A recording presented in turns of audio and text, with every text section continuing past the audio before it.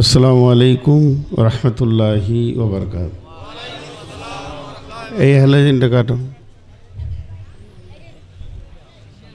আলহামদুলিল্লাহ নাহমাদুহু ওয়া নাস্তাঈনুহু ওয়া নাস্তাগফিরুহু ওয়া নু'মিনু বিহি ওয়া নাতাওয়াক্কালু আলাইহি ونعوذ بالله من شرور أنفسنا ومن سيئات أعمالنا من يهده الله فلا مضل له ومن يضلله فلا هادي له وأشهد أن لا إله إلا الله وحده لا شريك له وأشهد أن محمدًا عبده ورسوله الذي أرسله بالحق بصيرا ونذيرا وداعيا إلى الله بإذنه وسراجا منيرا أما بعد فإن خير الحديث كتاب الله وخير الهدي هدي محمد صلى الله عليه وسلم وشر الأمور محدثاتها وكل محدثة بدعة وكل بدعة ضلالة وكل ضلالة في النار.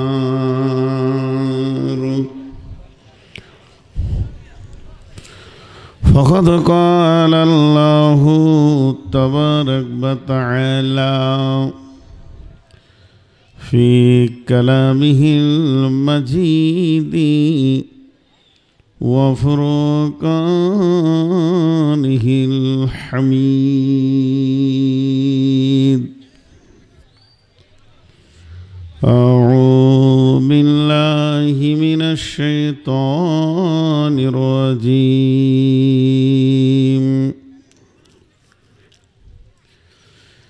يا أيها الذين آمنوا ما لكم إذا قيل لكم انفروا في سبيل الله ثاقلتم إلى الأرض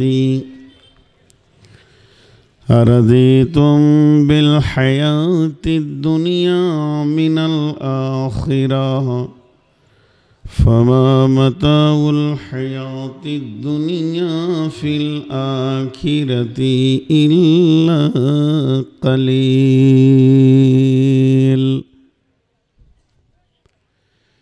إلا تنصروه فقد نصره الله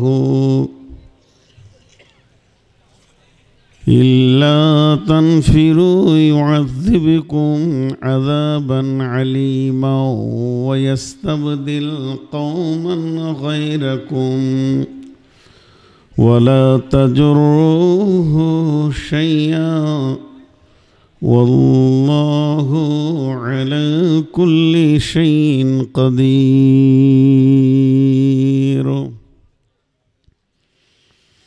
إلا تنصروه فقد نصره الله إذا أخرجه الذين كفروا ثاني اثنين إذ هما في الغار إذ يقول لصاحبه لا تحزن إن الله معنا فأنزل الله سكينته عليه وأيده بجنود لم تروها وجعل كلمة الذين كفروا السفلى وكلمة الله هي العليا والله عزيز حكيم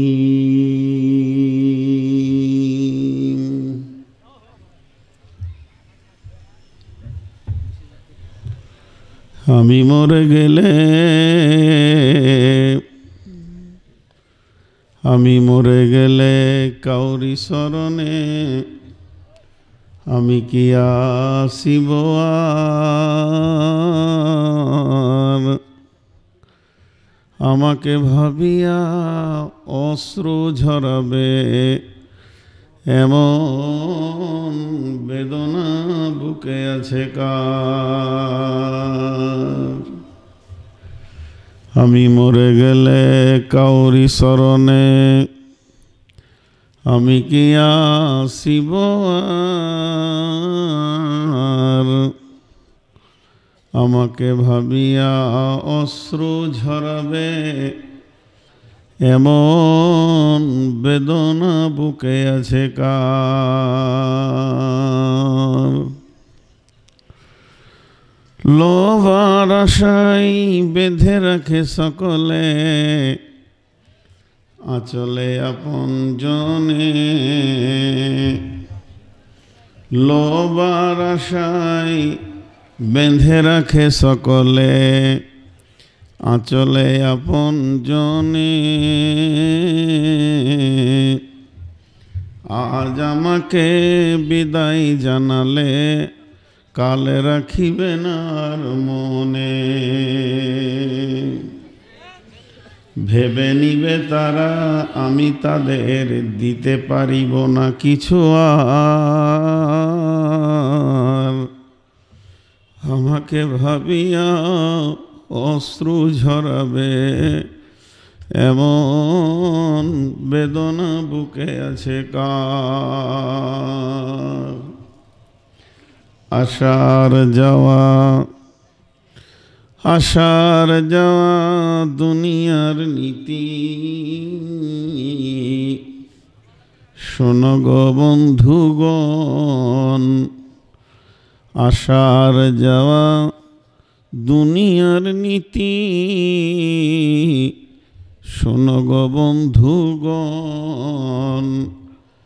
আজ আমি গেলে কাল তুমি যাবে নিস্তার নাই কোনক্ষণ যাত্রী লয়া আখিয়া যায় আসে কখনো এপার কখনো পার আমি মরে গেলে কাউরি শরণে আমি কি আসিব আর আমাকে ভাবিয়া অশ্রু ঝরাবে এমন বেদনা বুকে আছে কার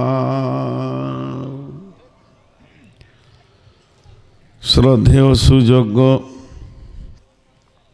আজকের সবার সভাপতি উপস্থিত সুপ্রিয় অতিথিবৃন্দ সামনে আমার দিনদার ইমানদার মুমিন ভাই সকল পর্দা থেকে শুননেওয়ালি মোমেনা মা ও বোনেরা প্রশংসা গণগান স্তব স্তুতি ভালোবাসা তকদির হায়াত মওত রুজি জান্নাত জাহান্নাম পুলসেরাত সব কিছুর মালিক আল্লাহ যে মহান মুনিব আজকে আমাদেরকে বিভিন্ন কর্মব্যস্ততার ভিতর দিয়েও এত হাড় কাঁপানো শীতের মধ্য দিয়ে আজ 16ই ডিসেম্বর সোমবার দিবাগত রাত্রিতে নীলফামারী সবদিগঞ্জ দারুল সুন্নাহ হাফিজিয়া কওমি মাদ্রাসার উদ্যোগের সভাতে হাজির করেছেন, এর জন্য শুকরিয়া করি আলহামদুলিল্লাহ।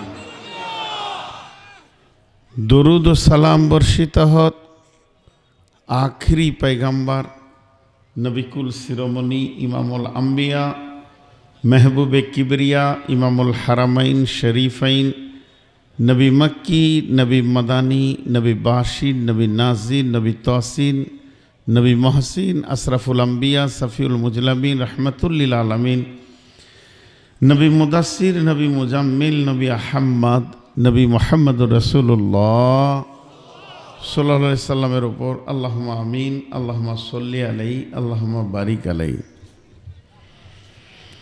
আমি আপনাদের সামনে সূরা তওবা থেকে পরপর 3টি আয়াত পড়েছি। এই আয়াতগুলিকে খুব স্বল্প সময়ে ব্যাখ্যা করার নিয়ত করছি। ইনশাআল্লাহ যদি আমার মাবুদ আমাকে তৌফিক দেন তো আমা তৌফিকি ইল্লা বিল্লাহি আলাইহি তাওয়াক্কালতু ওয়া ইলাইহি উনীব। আমি আমার বক্তব্যের শুরুতে দুটি জিনিস আগে বলে নিব, 2-3টে জিনিস বলবো, 1 মিনিটও লাগবে না। প্রথম বলবো মা বোনদেরকে, যে জায়গায় আছেন, যে অবস্থায় আছেন, সারা জীবন কথা বলেছেন, মাত্র 1 থেকে 1.5 ঘন্টা একবার মুখটা বন্ধ রাখেন। আমি আমার আল্লাহর উপরে ভরসা করে বলছি কিছু নিয়ে বাড়ি যেতে পারবেন। পুরুষদেরকে বলছি, যাদের সামনে 1 হাতও জায়গা আছে ওটা আপনি ঘেরে নেন। যেটি দাঁড়িয়ে আছেন আপনাদের হাতে ধরছি, প্রয়োজনে আপনাদের কাছে অনেক ছোট হচ্ছি, যে কাজ করলে আপনারা বসবেন আমি তাই রাজি আছি, আল্লাহর হস্তে বসে যান। কারণ ইসলাম সমস্ত কিছু শিখিয়েছেন, বসার ব্যাপারেও ইসলাম মুখ খুলেছেন। আপনি দাঁড়িয়ে থাকবেন কেন? আপনি না মুসলিম? এই যে মাঝে অনেক জায়গা ফাঁকা, এখানে বসা যাবে। আল্লাহর ওয়াস্তা দিচ্ছি ভাই, আপনারা কি আমার কথা বুঝতে কোনো অসুবিধা হচ্ছে? আল্লাহর ওয়াস্তে বসেন। যতজন দাঁড়িয়ে আছেন, পেছনে যারা দাঁড়িয়ে আছেন, আল্লাহর গোলাম রসুলের উম্মত, মাত্র 1টা মিনিট টাইম দিচ্ছি আপনাদেরকে, না হলে বায়ানের সময় নষ্ট হবে। বিধায় আপনারা বসে যান। ভাই যারা পেছনে দাঁড়িয়ে আছেন হাতগুলো ধরে বলছি, আমি বিদেশি মেহমানকে সম্মান করলে, ইজ্জত করলে আল্লাহ তাবারাক ওয়া তাআলা তার দুনিয়া আখিরাতে ইজ্জত বাড়াবেন। স্বয়ং আল্লাহ মেহমানকে কত ভালোবাসেন। আপনারা এশার নামাজ পড়েছেন 4 রাকাত, আমি পড়েছি 2 রাকাত। ফরজ নামাজ কনসিডার করে দিলেন আল্লাহ। মেহমানকে কত ভালোবাসেন। বিশ্বনবীর ঘরে মুসলিম তো দূরের কথা, ইহুদি মেহমানও সম্মান পেয়েছেন। আমরা সেই নবীর উম্মত। ভাই আপনারা কি আমার কথা বুঝছেন না? যাদেরকে বসতে বলছি, একদম চোখের সামনে একটি কেউ দাঁড়াতে দিব না, এটা আমার শেষ কথা। হয় আপনাকে বসতে হবে, না হয় খসতে হবে। আপনি চলে যান তাও ভালো, এতে আমার কোনো দুঃখ নেই। আর না হয় বসে যান। বসার জায়গা থাকবে না তখন দাঁড়াবেন, এটা মানা যাবে। আল্লাহর রাস্তে সকলে বসে যান। মাত্র 30 সেকেন্ড টাইম দিচ্ছি। যারা দাঁড়িয়ে আছে, আমি কিন্তু মাঝে মাঝে বায়ান বন্ধ করে আপনাদেরকে কথা বলবো, তখন ভাববেন না যে কেন অপমান করছে। জি ভাই, যারা লড়ে চড়ে দূরে দাঁড়ালেন তারা কেটে পড়েন। এই ছেলে, এই তুই মোবাইল নিয়ে বস। মাশাআল্লাহ, সকলে বলি আলহামদুলিল্লাহ। এটা হলো 2 নম্বর কথা। 3 নম্বর কথা হচ্ছে জোরে চিল্লাবেন না। আমি নিজে জোরে চিল্লাই না, আমি কাউকে জোরে চিল্লাইতে দিই না। দ্বিতীয় নম্বর হচ্ছে, আমি যতক্ষণ স্টেজে থাকি, ভারতবর্ষের সবাই জেনে নিয়েছে, আমি নিজে 1 কাপ চা খাই না, স্টেজে কাউকে 1 কাপ চা খেতে দিই না। মানে এতগুলো লোকের সামনে লোভনীয় খাবার 3 জন খাবে, এটা আমি পছন্দ করি না। তো আমি যতক্ষণ থাকবো 1 কাপ চা স্টেজে আসবে না। পানিটা, আমার ডায়াবেটিস এখন 24+, জিভ শুকিয়ে যায়, পিয়াসের জন্য নয়, জিভে 1 ফোঁটা করে 2-4 মিনিট অন্তর অন্তর আমি পানি দিই। অতএব এটা আমার অনেক প্রয়োজন। তো আমরা সুন্দরভাবে বসতে পেরেছি সকলে মহব্বতের সঙ্গে। হযরতে লোকমান হাকিম ওর ছেলেকে যতগুলো ওসিয়ত করেছিলেন, বেটা নামাজ পড়বে, শিরক করবে না, শিরক হলো বড় জুলুম, বেটা জমিনে অহংকারের সঙ্গে পা ফেলো না, খুব ভদ্রের সঙ্গে চলবে, তোমার চলাতে যেন কেউ অহংকার না বুঝতে পারে, বেটা জোরে চিল্লাইও না, জোরে তো গাধাই চিল্লায়, আর জাহান্নামীরা গাধার মতো চিল্লাবে। অতএব আমাদের সাউন্ড হবে মিষ্টি, যখন যেটা জিজ্ঞেস করব হালকা করে উত্তর দেবেন। ইসলাম আবেগের নয়, আবেগকে ইসলাম গ্রহণ করে না, আবেগকে ইসলাম কবুল করে নাই, বিবেক দিয়ে ইসলাম, বিবেক দিয়ে বুঝতে হবে। আবেগে পাগলামো করার নাম ইসলাম নয়, বিবেক দিয়ে এটাকে চিন্তা করতে হবে। এটা একটা গভীর সমুদ্র, সারা পৃথিবীর সমস্ত বিজ্ঞানীর বিবেক যদি লেগে যায়, এর তলদেশে পৌঁছানোর ক্ষমতা কারো নেই। কিয়ামত হয়ে যাবে, পৌঁছে দেবেন। ভাই আবার আপনারা দাঁড়ালেন, আপনাদের পায়ে ধরছি, বসে যান, দাঁড়ান, আমি অপমান করবো ওদেরকে, আপনাদের পায়ে ধরছি, বসে যান। একমাত্র প্রশাসনের লোক আছে, বিজিবি আছে, বিডিআর, পুলিশ আছে, তারপরে আনসার আছে, এরা ঘুরবে, কারণ এনাদের কাজ আছে। আপনাদের কোনো কাজ নেই, বসে যান। ভাই ও একজনকে দাঁড়াতে দেবেন না। বিশেষ করে যারা আনসার ভাই বা বিজিবি ভাই আছেন, আপনারা আমাদেরই ভাই। অবশ্যই খুব ভালো লাগলো যে আপনারা আজকে প্রোগ্রামে ট্যাকেল দিতে এসেছেন, এটা বহুত বহুত ভালো লাগলো। এখানে এসে বহু পুলিশের সঙ্গে পরিচয় হয়েছে, বন্ধুত্ব হয়ে গিয়েছে, ডিবির সঙ্গে ঢাকার বন্ধুত্ব হয়েছে, চলা। কারণ আপনাদের এখানকার পুলিশরা খুব হৃদয়বান। তো পুলিশদেরকে বলবো, ভাই আমি আপনাদের ছোট ভাই হই, চাই বড় ভাই হয়, যেগুলো দাঁড়িয়ে আছে একটা করে মাথায় মারেন তামাচা, যদি হাতে না হয় তো পায়েরটা খুলে মারেন, তাতেও ওদেরকে একটা করে দেন, অসুবিধা নেই। সকল একবার বলি আলহামদুলিল্লাহ। মহব্বতের সঙ্গে চিল্লাবো না, হৃদয়ের ভিতর থেকে আল্লাহকে প্রেম যে যে করে, শেষে বলবে আলহামদুলিল্লাহ। আমি যে আয়াতটা আপনাদের সামনে ধরেছি, এই আয়াতটাতে আজকে অনেক অনেক অনেক দর্শন আছে, ফিলোসফি, খালি তথ্য, খালি তথ্য, খালি তথ্য। দুটো করে শব্দ আগাবে, আবার তথ্যে নেমে যাবে। আপনারা যদি আমার সঙ্গে সাথ দেন, মন দিয়ে শোনেন, তো অনেক তথ্য কথা আপনাদের সামনে আসবে। এখন একটা প্রশ্ন করি আপনাদেরকে, খুব বুঝেন। আপনারা চুপ করে বসে আছেন না দৌড়ছেন? চুপ করে বসে আছেন, জি। এটাই তো আপনারা উত্তর দিয়েছেন, ঠিক, আর এটাই তো স্বাভাবিক। কিন্তু আজকে হাজার কিলোমিটার দৌড়েছেন এটা আপনি জানেন?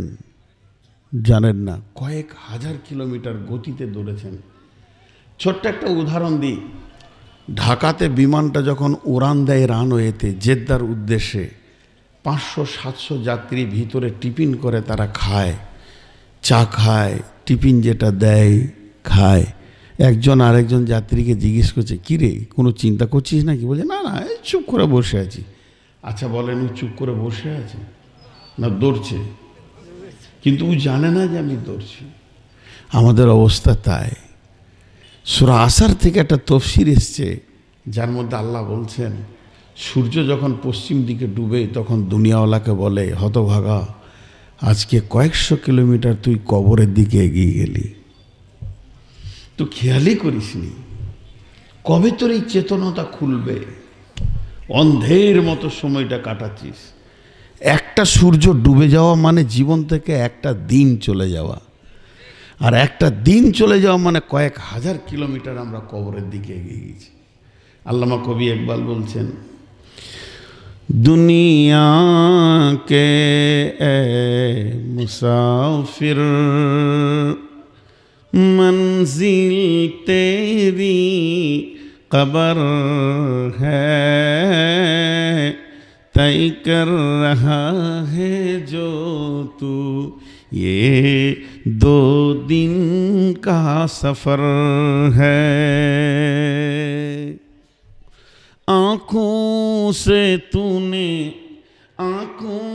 से तूने कितनी जनाजे देखे, हाथों से तूने कितनी मुर्दे दफने, ये 2 गज जमी छोटा सा तेरा घर है, दुनिया के ऐ मुसाफिर मंजिल तेरी कब्र है, तय कर रहा है जो तू ये 2 दिन का सफर है। এই মোর হাতে কোদাল ধরিয়া কঠিন মাটির তলে গাড়িয়া দিয়াছি কত সোনামুখ নাওয়ে চোখের জলে, মাটিরে আমি বড় ভালোবাসি মাটিতে মিশাইয়া বুক, আই আই দাদু গলাগলি ধরি কেঁদে যদি হয় সুখ, হাত জোর করে দোয়া কর দাদু এই খোদা রহমান, বেহেশতে নসিব করিও গো তুমি যত আছে মৃত ব্যথিত প্রাণ। জি, এটা হলো আমাদের সফরের কথা। এখন 10-15 মিনিট একটু খালি ফিলোজফি বলবো। জি, আল্লাহ তাবারাক ওয়া তাআলা আমাদেরকে একটা গতিশীল জায়গায় নিয়ে যাচ্ছে, গতিশীল অবস্থায় রেখে দিয়েছে। একটা মানুষ 6টা দেশ ভ্রমণ করে, একটা মানুষ 6টা দেশ ভ্রমণ করে। প্রথম দেশটার নাম আলামে আরওয়া, দ্বিতীয় দেশটার নাম আলামে আজসাম, তৃতীয় দেশটার নাম আলামে দুনিয়া, চতুর্থ নম্বর দেশটার নাম আলামে বারজাক, পঞ্চম নম্বর দেশটার নাম আলামে ইয়াউমুল কিয়ামা, 6 নম্বর দেশটার নাম আলামে আখিরা। 6 নম্বর দেশের আবার 2টি ভাগ আছে, 1 নম্বর হলো জান্নাত, 2 নম্বর হলো জাহান্নাম। 6টা জগৎ। আর একবার বলছি, আলামে আরওয়া, আলামে আজসাম, আলামে দুনিয়া, আলামে বারজাক, আলামে ইয়াউমুল কিয়ামা, আলামে আখিরা।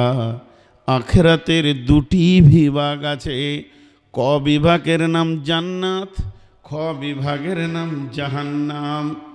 এই যে আমাদের সফর শুরু হয়ে গেছে, যে যাবে সে আর ফিরে আসবে না। এই 6টা দেশ, এটা 2 বার বললাম, এটা 5 বার বলবো টোটাল। এবার ওটা বাংলায় বলবো। প্রথম দেশটার নাম আলামে আরওয়া, যার বাংলা নাম হচ্ছে আত্মা জগৎ। দ্বিতীয় দেশটার নাম আলামে আজসাম, তার নাম বাংলায় হচ্ছে দেহ জগৎ। তৃতীয় দেশটার নাম আলামে বারজাখ, তাকে আমরা সাদা ভাষায় বলি কবর। চতুর্থ দেশটার নাম আলামে ইয়াউমুল কিয়ামা, তার নাম হচ্ছে কিয়ামতের দিন। আর একটা আলামে আরওয়া, আলামে দুনিয়া। আর পঞ্চম নামটা হচ্ছে আলামে দুনিয়া, যেখানে আমরা বাস করছি। 6 নম্বরটা আলামে আখেরা, এর 2টি বিভাগ, জান্নাত আর জাহান্নাম। বিশ্বনবী বলছেন, আলকামা বিন হারিস রে, এমন একটা দেশ আছে, ওই দেশে তুমি ঘর বানাও, ওই দেশে আজরাইল কোনোদিন যাবে না। জি, ওটা কি নেপাল? তাহলে ভুটান? এমন একটা দেশ আছে। আলকামা বিন হারিসকে বলছেন বিশ্বনবী, ওই আলকামা বিন হারিস, তোমাকে একটা দেশের নাম বলছি, ওই দেশে ঘর বানাও, জীবনেও আজরাইল যাবে না। কোরআন তোমার অবস্থান বলে দিয়েছেন, আবাদান আবাদা, থেকেই যাবে, মত হবে না। ওই জগৎটা হলো শেষকালে, ওই দেশটার নাম হচ্ছে জান্নাত। জান্নাতের ফিকির করো, তোমার কাছে আজরাইল আর যাবে না। পৃথিবীতে যত বড়ই অট্টালিকা করো, আজরাইল আসবে, তোমার সমস্ত জিনিস থেকে নিয়ে চলে যাবে। তাহলে 6টা জগৎ হলো। এই 6টা জগতের দার্শনিকরা নাম কি দিয়েছে আর একবার বলছি, এটা 3 নম্বর চলছে। আলামে আরওয়া, এই জগৎটার নাম হচ্ছে দারুল ইলম। এটা হলো মাদ্রাসা এবং ক্লাসের ঘর, পৃথিবীর শ্রেষ্ঠ পড়া সেখানেই হয়েছে। 2 নম্বর জগৎটার নাম আলামে আজসাম, এটা হলো মায়ের পেট, এখানে প্রত্যেককে কিছুদিন থাকতে হয়। 3 নম্বর জগৎটার নাম আলামে দুনিয়া, এর আর একটা নাম দেওয়া হয়েছে দারুল আমাল, এখানে আমল আছে, এই করতে হবে, ওই করতে হবে, এটা করা যাবে না, ওটা করা যাবে না, এটা জায়েজ, ওটা না জায়েজ, এটা হালাল, এটা হারাম, এটা গুনাহ, এটা নেকি, এতগুলো ভেজাল দুনিয়াতে আছে। এই জগৎটা যেদিন শেষ হবে, আপনার আমার জায়গা হবে আলামে বারজাক। ওর দার্শনিকরা নাম দিয়েছে দারুল ইমতিহান, তার মানে হচ্ছে পরীক্ষার হল, ওখানে আপনাকে পরীক্ষা করা হবে। ইদা উদিয়াল মাইয়াতু ফিল কাবারি আতাহুম মালাকানে ফায়াকুলানে মান রাব্বুকা মা দীনুকা ওয়া মান নাবিয়ুকা। পরীক্ষা শেষ হয়ে গেল, এরপরে ইয়াউমাল কিয়ামা, ওই দিনটার নাম হচ্ছে দারুজ জাযা, তার মানে সেখানে সার্টিফিকেট বিতরণ হবে, কে পাস করেছে কে ফেল করেছে। আলামে আরওয়া এর নাম হচ্ছে দারুজ জাযা, তুমি যেমন করেছো ওই রকম ভোগের জায়গাতে তুমি পৌঁছাবি।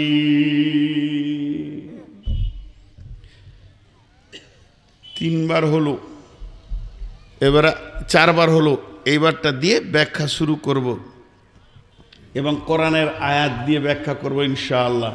হাজি ভাই কমিটির লোক, ইন্তেজামিয়া কমিটি যারা আছেন, লোকগুলো যে দাঁড়িয়ে আছে, ওদের কি দোষ আছে? বসার জায়গা তো নেই।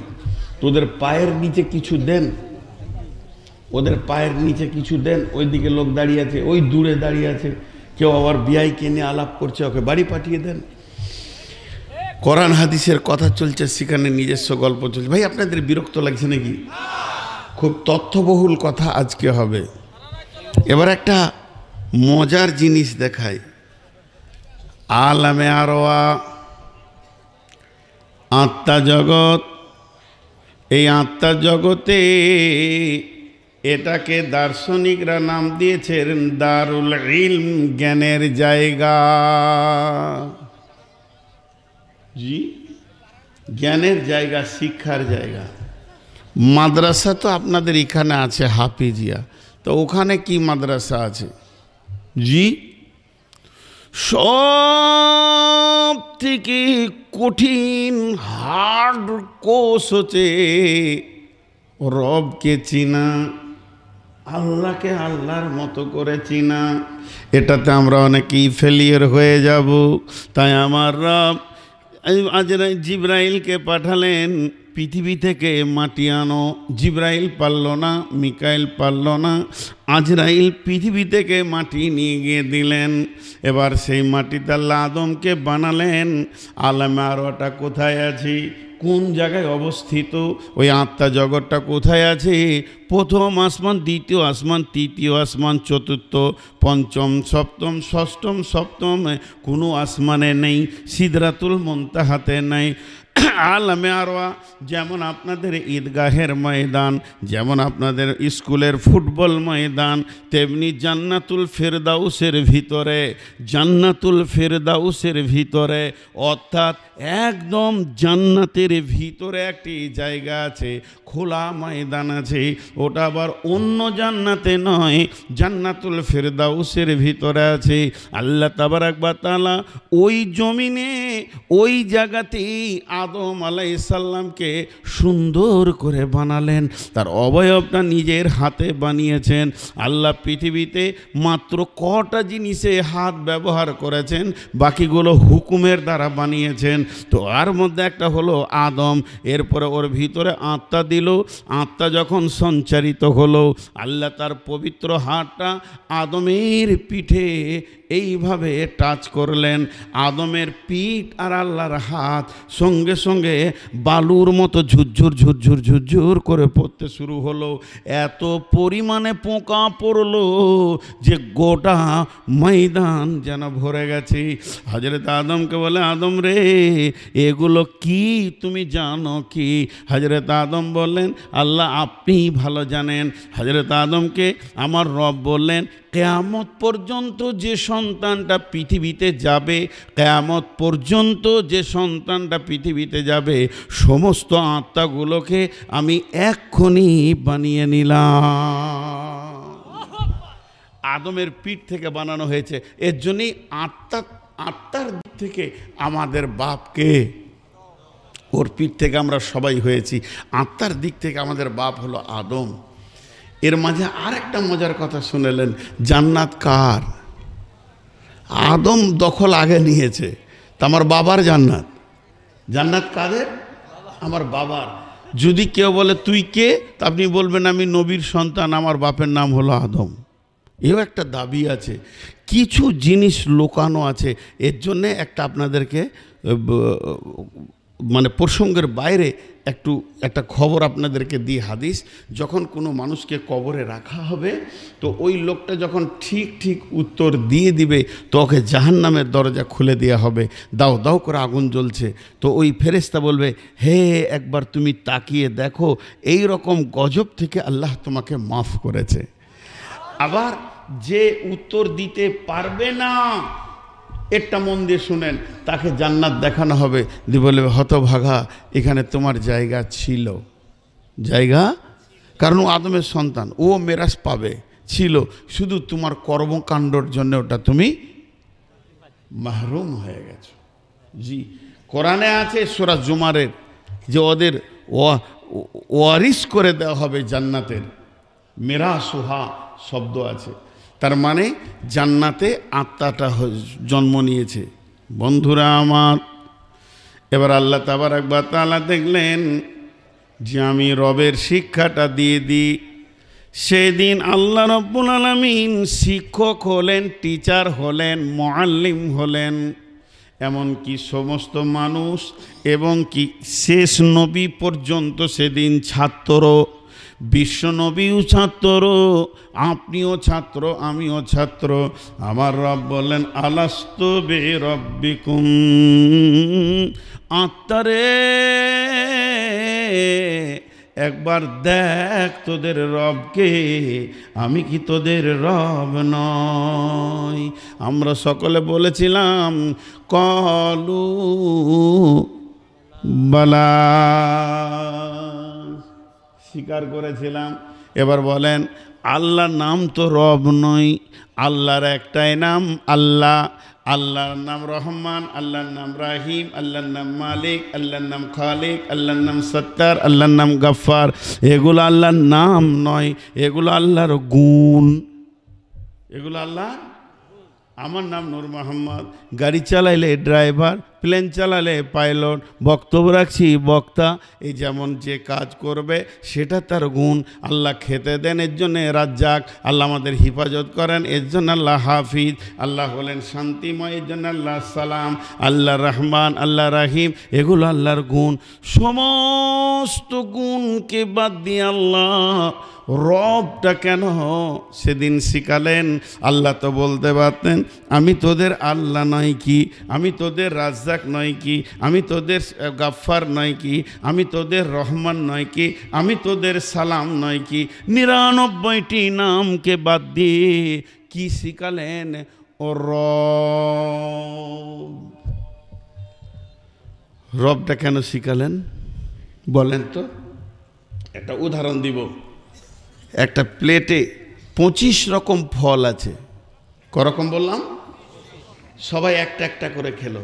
যে আম খেলো সে জাম খেলো না, যে জাম খেলো সে পেয়ারা খেলো না, যে পেয়ারা খেলো সে আঙ্গুর খেলো না, যে আঙ্গুর খেলো সে লেবু খেলো না। তার মানে 25টা লোক 25 রকম ফল খেলো। সুবহানাল্লাহ বিহামদিহি আদাদা খালকিহি। এত জোর নাক ডাকে ভাই। 25 জন 25 রকম ফল খেলো। আচ্ছা, 25টা ফলকে মেশিনে ভরে দিয়ে পিরে যদি রস বের করা হয়, 1 চামচ রস যে খাবে তার কোন ফলটা বাকি থাকবে? জোরে বলেন। যে জুস খেলো সে সব খেলো, যে জুস খেলো সে সব খেলো। এবার আল্লাহর যতগুলো নাম আছে অতগুলো লোক যদি উজু করে আল্লাহকে ডাকে, ইয়া রহমান, আল্লাহকে যে ডাকা হলো না তা নয়, ডাকা হলো। কেউ যদি বলে ইয়া গফফার ফাগফির লানা, ডাকা হলো। কিন্তু বন্ধুরে, সমস্ত নামের যা ব্যাখ্যা, সমস্ত নামের যা মানে, যার মতলব যদি এক জায়গায় করা যায়, ওই শব্দটার নাম হবে রব। আল্লাহ আমাদের রব, ওই রবই আমাদের সব। এর জন্যে রবটা দিলেন, এই জন্যে গোলামকে তুমি রব বলে ডাকলে সবই তোমার ডাকা হয়ে যাবে। আল্লাহ তাবারাক ওয়া তাআলা তাকে ডাকার ব্যাপারে কোরআনের ভিতরে যতগুলো আয়াত নাজিল করেছে আল্লাহ নামে করেননি, বরং রব নামে করেছেন। রব্বানা ফাগফির লানা যুনুবানা, রব্বানা আতমিম আলাইনা নূরানা, রব্বানা ফাগফির লানা যুনুবানা। আল্লাহ তাবারাক ওয়া তাআলা এই রব নামের এত মূল্য দিয়েছেন, তাই সেই শিক্ষাটা আলামে আরওয়াতে দিল। জি ভাই, এটা হলো আত্মা জগৎ। আত্মা জগতের অনেক তথ্য আছে। সেই আত্মা জগতে কোনো আমল আছে? নামাজ রোজা কিছু আছে? আমলও নাই, নেকিও নাই, গুনাহ নাই। এবার হলো দেহ জগৎ। মায়ের পেট, মায়ের পেট, এটা হলো দেহ জগৎ। পৃথিবীর সমস্ত মানুষকে দেহ জগতে এসে কিছুদিন থাকতে হয়। এটা এমন একটা জায়গা, এই জায়গাতে সবাইকে একবার আসতে হবে। এবারে আলামে আরওয়ার শুরু আছে, শেষও আছে। মায়ের পেটে একদিন আপনার অঙ্কুর শুরু হবে, একদিন প্রসব নামে পৃথিবীতে চলে আসতে হবে। এর শুরু আছে, শেষও আছে। এই দুনিয়াটা একদিন একজনকে দিয়ে, আদমকে দিয়ে শুরু হয়েছে, একদিন দুনিয়া ভেঙে যাবে, শেষ হয়ে যাবে। তেমনি কবর একজনকে দিয়ে শুরু হয়েছে, একদিন কবর থেকে সবকে তুলে নিয়ে কিয়ামতে দাঁড় করিয়ে কবরকে মিসমার করে দেয়া হবে। আল্লাহ চ্যালেঞ্জ দিয়ে বলেছেন, ওমা হুম আনহা বিগাইবিন, যেদিন তোদেরকে কবর থেকে তুলব, ওয়া ইদাল কুবুর বুসিরাত, সবাই এসে হাজির হয়ে যাবে, একজনও লুকিয়ে থাকতে পারবি না। এবার পৃথিবীটাকে রুলার চালিয়ে দিয়ে একটা রুটির খোলার মতো বানিয়ে নিব। তার মানে কবর একদিন শেষ হয়ে যাবে, একদিন কিয়ামত শুরু হবে, একজনকে দিয়ে বিচার শুরু হবে। বিচার চলতে চলতে চলতে চলতে একদিন কিয়ামত শেষ হয়ে যাবে। তবে বন্ধুরে, জান্নাতের জিন্দেগির শুরু আছে, এর কোনো শেষ নাই।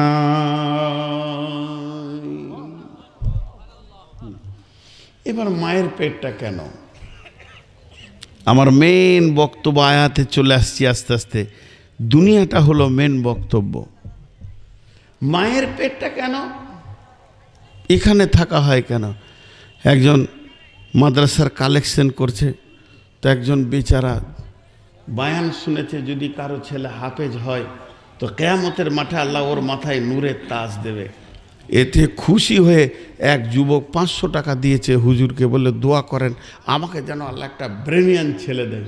হুজুর খুব দোয়া করেছে, হে আল্লাহ তুমি আমার এই ভাইকে একটা ব্রেনিয়ান সন্তান দাও, আর ওই সন্তানটা এমন হবে যেন কোরআনের হাফেজ আলেম হতে পারে। এ আল্লাহ তুমি সন্তান দাও। দোয়া করে দিস। পরের বছর আবার হুজুর এসছে, ওই সামনেই বসেছিল, উঠে বলছে হুজুর আমার সন্তান হয়নি। যেহেতু হুজুর দেখছে তো মুশকিল তো খুব ভেজাল। হ্যাঁ দোয়া করলাম সন্তান আল্লাহ দেয়নি, তো বলছে সবর করো হবে ইনশাআল্লাহ, আল্লাহ দেবে, ঠিক টাইমে দেবে। বলে না আমার সন্তান হয়নি। তখন হুজুর জিজ্ঞেস করছে বিয়ে কোথা করেছ? বিয়ে করিনি। হাসছেন আপনারা। তা আমার একটা প্রশ্নের উত্তর দেন, সন্তান কে দেন? সন্তান কে দেন? তাহলে সন্তান যদি আল্লাহ দেয় তো বিয়ের কি প্রয়োজন? বিয়ে করো, বিবি আনো, বিবির সাথে মাখামাখি করো, গোসল করো, এরপরে তোমার সন্তান হবে, সেও মা হবে, তুমিও আব্বা হবে। এই প্রসেসিংটা কেন? সন্তান তো আল্লাহ দেন। এর জন্য আল্লাহ তাবারাক ওয়া তাআলা মায়ের পেটটাকে অবস্থান করেছেন, একটা জগৎ করেছেন, এরই নাম আলামে আজসাম, দেহ জগৎ। এবার দেহ জগতে কেন এই জায়গাটা বানালেন কেন? এর দার্শনিকরা নাম দিয়েছেন, এর নাম হচ্ছে গ্যারেজ। সব কিছু ফিটিং হয়, হয় কি হয় না? এখানে যেটা বলেন হয় কি হয় না? এবার একটা উদাহরণ দিব, উদাহরণটা মন দিয়ে শুনেন। আপনাদের এখানকার কোনো একজন ব্যক্তি হাজি সাহেব মানুষ, ওনার শখ গেছে একটা ইন্ডিয়ান ভালো টাটা কোম্পানির ট্রাক নেবে, 18 চাকার ট্রাক, আর তেঁতুলিয়া থেকে পাথর বয়ে নিয়ে গিয়ে ঢাকায় দেবে, বিজনেস করবে, মাশাআল্লাহ হালাল বিজনেস। তো অনেক দরখাস্ত দেওয়ার পর সোনালী ব্যাংক থেকে লোন নিয়ে ট্রাকটা এই জালসার দিনই ওর বরাদ্দ হয়েছে। ব্যাংক থেকে পিয়ন এসে বলছে হুজুর আপনার ট্রাকটা নিয়ে আসেন, চলে এসছে, ব্যাংকে চলেন। ব্যাংকে যখন যেছে তো এখানকার হুজুর মাদ্রাসার শিক্ষক বলছে এক ট্রাক বালু এনে দিয়েন তো, বরকত হবে আপনার। আপনারা বলেন ওই ট্রাকে বালু আসবে? জোরে বলেন আসবে? ব্যাংক কি দেয়? ফাঁকা, শুধু চ্যাচিস দেবে, চাকা দেবে আর ইঞ্জিন দেবে, দেয় কি দেয় না? আরে হ্যাঁ না বলেন? চ্যাচিস আর চিচি দেবে। এরপর ওটা গ্যারেজে নিয়ে যাবেন, আপনি কেমন বডি নেবেন গ্যারেজ ওলা আপনাকে দেখাবে, যেটা আপনার চয়েস হবে। 1 মাস 2 মাস টাইম নেবে। তারপরে যখন যাবেন তো গোটা বডিটা দেখতে পাবেন। এবার ট্রাকটা গ্রামে নিয়ে এলেন, শুক্রবার ছিল, সমস্ত জুমার নামাজ পড়ে দেখছে হাজি সাহেবের ট্রাক, আর তাকে বারবার বলছে কত পড়লো? বলে এটা 57 লাখ পড়ে গেছে, 92 লাখ পড়ে গেছে। এবার বলছে কোথা থেকে পেলেন? হাজি সাহেব প্রত্যেককে উত্তর দিচ্ছে সোনালী ব্যাংক থেকে পেয়েছি। একটিবার বলেন সোনালী ব্যাংক থেকে পেয়েছে না মানুষ যা চোখে দেখছে সেটা গ্যারেজ দিয়েছি? মানুষ যেটা চোখে দেখছে ওটা গ্যারেজ দিয়েছে, সোনালী ব্যাংক যেটা দিয়েছে ওটা দেখতে গেলে নিচে ঢুকতে হবে। তারপরও উনি বলবেন আমি সোনালী ব্যাংক থেকে পেয়েছি, তার কারণ ওই গাড়িটার ইন্স্যুরেন্স, ওই গাড়িটার ফাইন্যান্স, ওই গাড়িটার কাগজপাতি ব্যাংকের সঙ্গে সম্পর্ক আছে। বন্ধুরে, মায়ের পেটে যখন বাপের শুক্রাণুটা যায়, এই শুক্রাণু ডিম্বাণুতে বডিটা তৈরি হয়, পুতুলটা তৈরি হয়। 120 দিনে গোটা পুতুলটা পূর্ণাঙ্গ হয়ে যায়।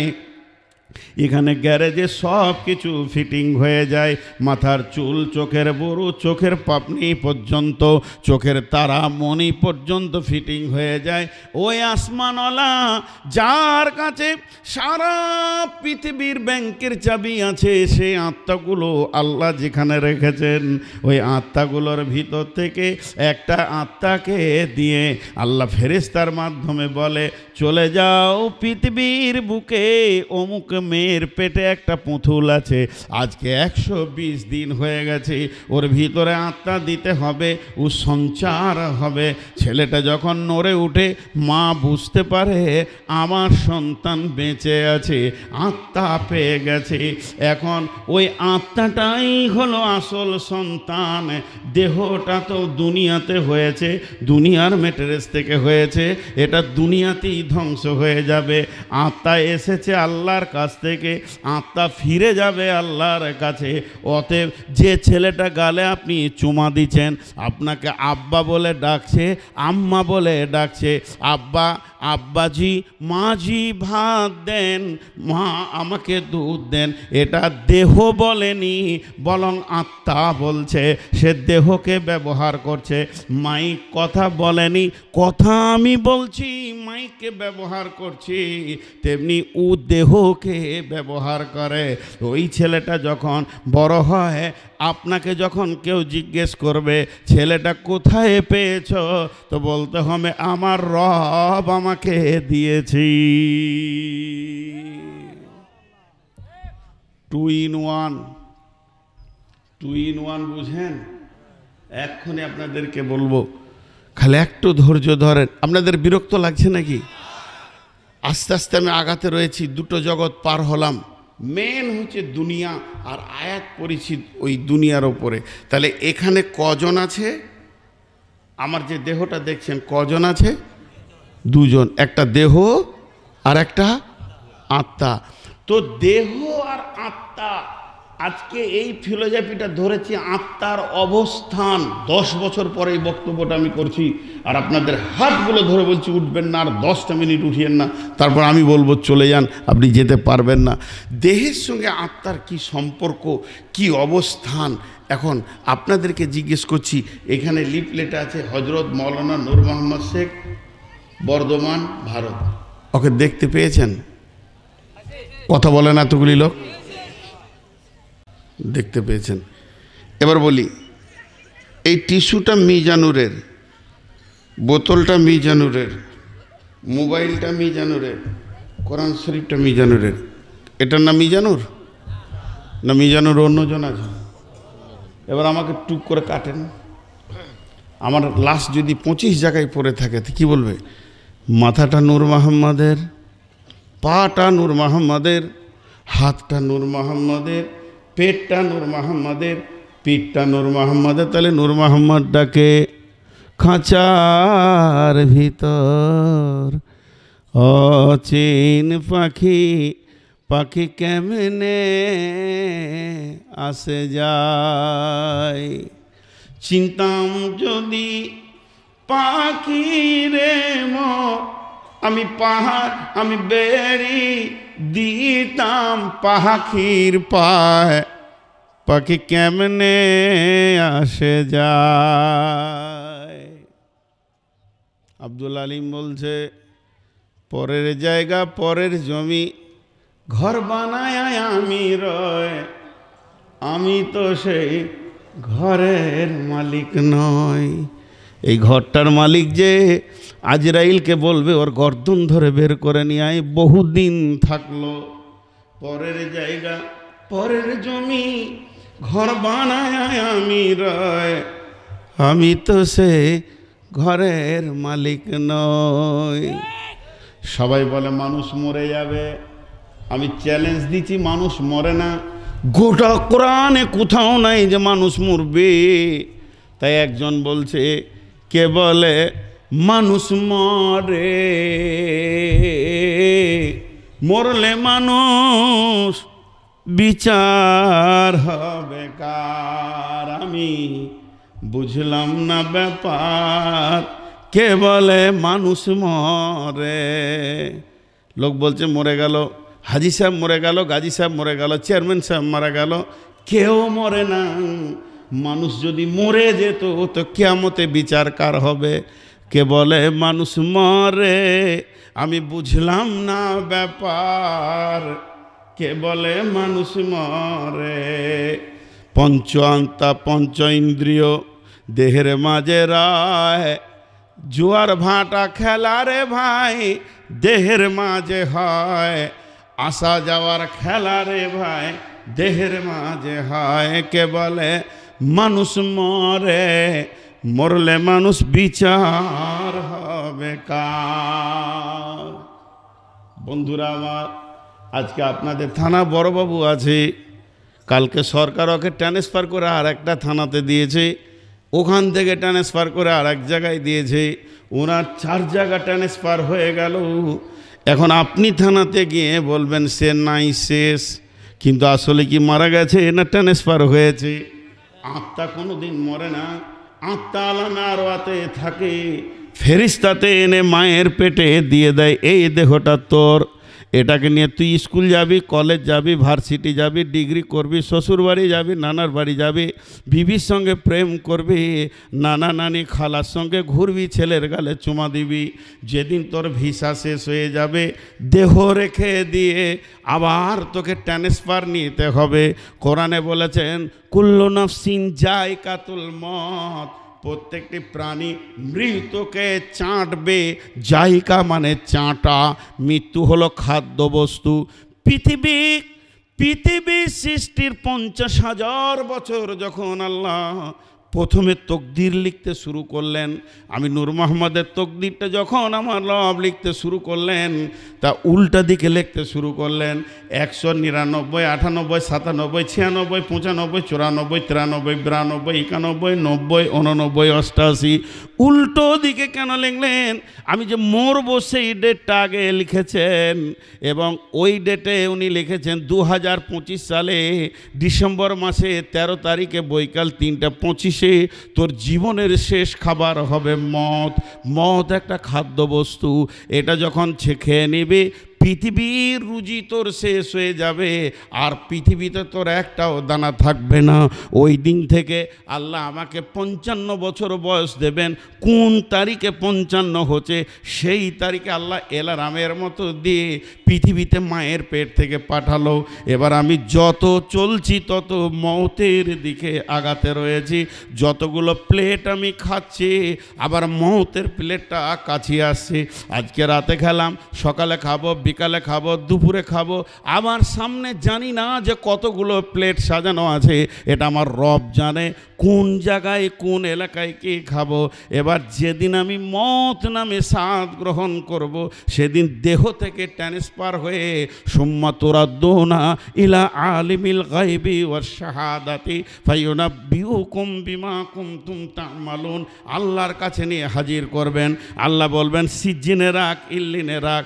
এখনো মানুষ মরলো না, এরপরে কিয়ামত হবে, আবার হাজির করা হবে, এরপরে জান্নাতে যাবে, জাহান্নামে যাবে। অতএব মানুষ কোনো দিন মরে না।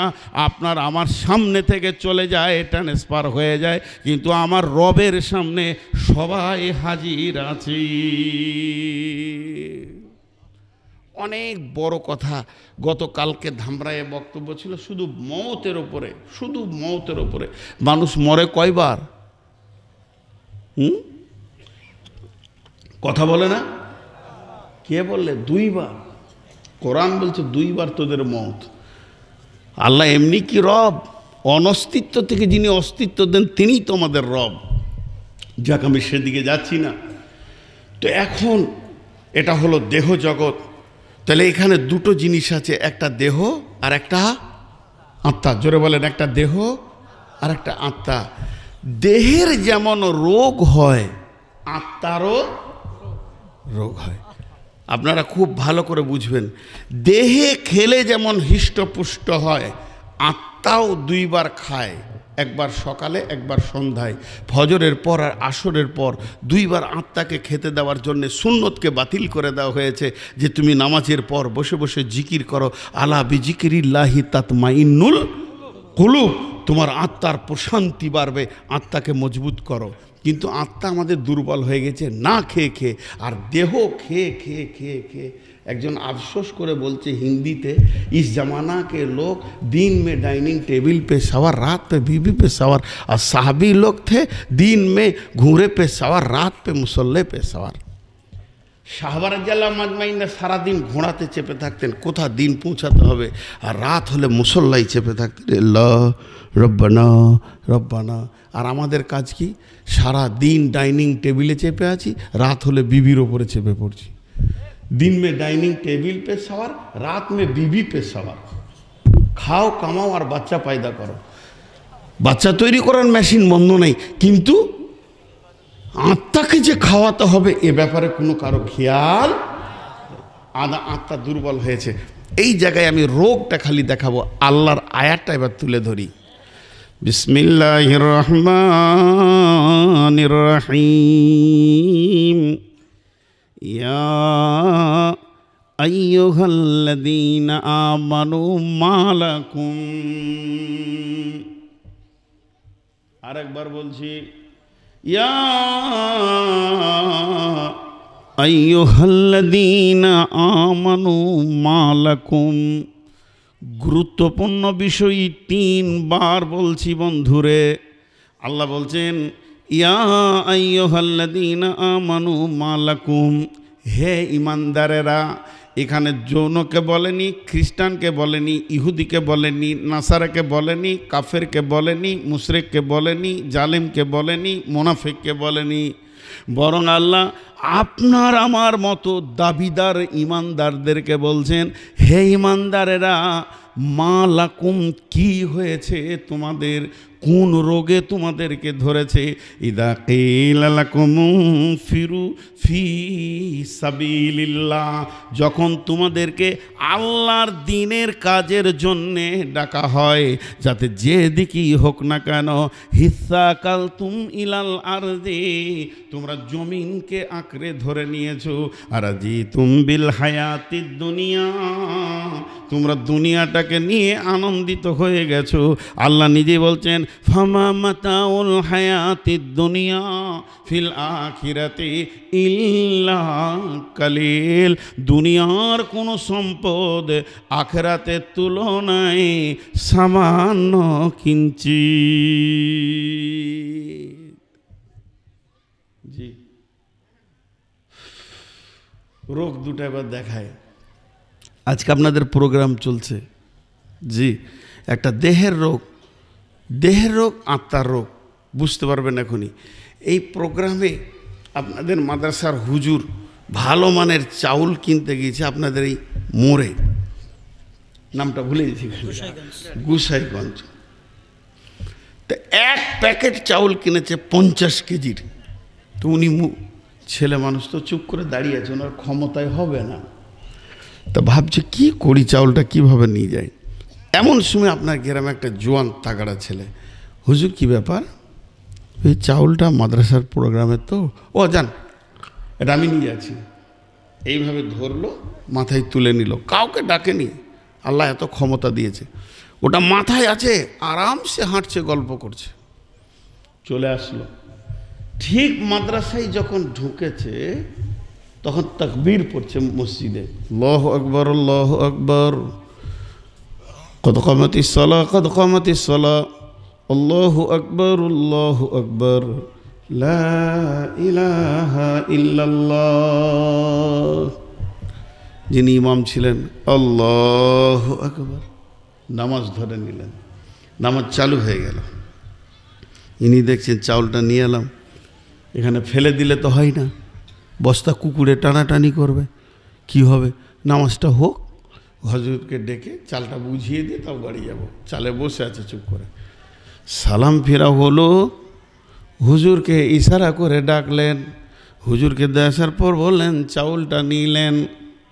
চাউলটা নিয়ে এবার হুজুর বললেন থাক আমি দেখে নিচ্ছি। উনি বাড়ি চলে গেলেন।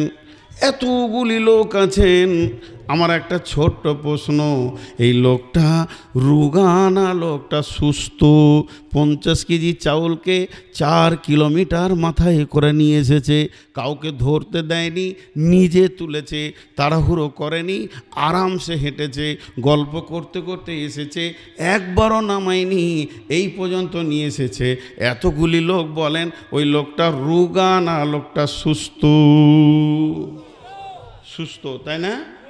বন্ধুরা আমার, 50 কেজি চাউল আনা সম্ভব হয়েছে, 4 কিলোমিটার। বডিটা কত সুস্থ তার, সে কত মজবুত, কিন্তু চোখের সামনে 4 রাকাত ফরজ নামাজ হলো, উজু করে কাতারে দাঁড়ানো হলো না। এর মতো রোগার পৃথিবীতে কেউ নাই। চাউল বানানো সম্ভব হয়েছে, নামাজ পড়া সম্ভব হচ্ছে না। দার্শনিকরা বলছে ওর বডিটা সুস্থ আছে, আত্মাটার প্যারালাইসিস হয়ে গেছে, ওর আত্মা মরে গেছে। যদি ওর আত্মার মধ্যে ক্ষমতা থাকতো তাহলে গিয়ে উজু করে নামাজের কাতারে দাঁড়িয়ে যেত। আর এই মসজিদের পাশে একজন মুরব্বী চাচা, 98 বছর বয়স হয়ে গেছে, আজান শুনে প্যারালাইসিসের রোগে লাঠিকে এমনি করে আর পাকে মাটিতে ছেঁচড়ে ছেঁচড়ে মসজিদে এসে উজু করে সাজদায় পড়েছে। এর জন্যে দার্শনিকরা বলছে এর আত্মা এখনও যুবক আছে, সুস্থ আছে, দেহটাই প্যারালাইসিস হয়েছে।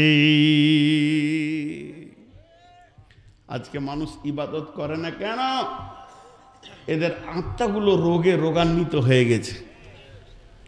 আল্লাহ বলছেন মালাকুম, কি হয়েছে তোদের? তোদেরকে নামাজে পাই না, তোদেরকে রোজাতে পাই না, তোদেরকে হজেতে পাই না, তোদেরকে উমরাতে পাই না, তোদেরকে জাকাতে পাই না, তোদেরকে দান খয়রাতে পাই না, মিথ্যা ছাড়া সত্য বলিস না, জুয়ার আড্ডাতে সারাদিন, তাসের আড্ডাতে সারাদিন, তালিমের হালকায় বসার সময় নাই, দাঁড়িয়ে দাঁড়িয়ে ক্যারাম বোর্ড খেলছিস রাত্রি 1:30টা পর্যন্ত, তারাবিতে দাঁড়িয়ে আর নামাজটা পড়ে কমপ্লিট করতে পারছিস না। কি হয়েছে তোদের?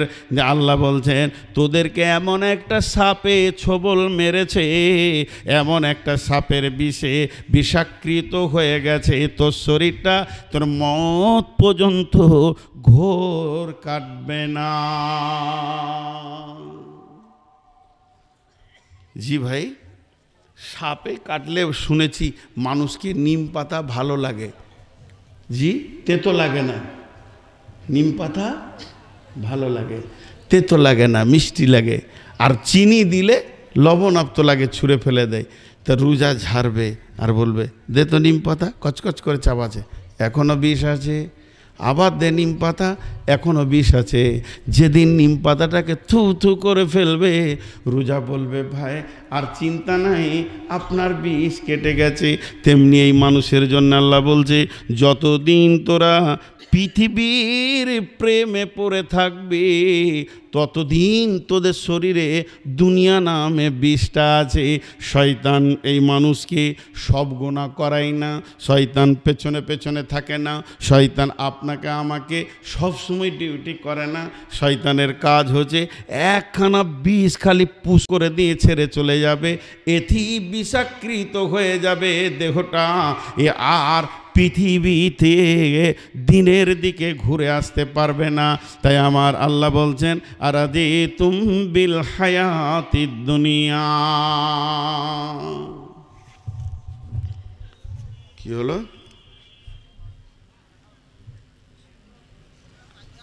কে দিছে? জি, শুরু করে দেবো এখনই?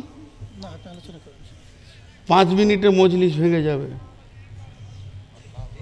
আর আমাকে চিঠি করে যদি কেউ কালেকশন করতে বলে না, আমার কষ্ট হয়। কোনো ছেলের বিয়ে দেওয়ার পর যদি ওকে শ্বশুরবাড়ি যেতে বলা হয় তাহলে ওর বিয়ে না দেওয়াই ভালো। 22 বছর জালসা করছি, কী করতে হবে আমি জানি না।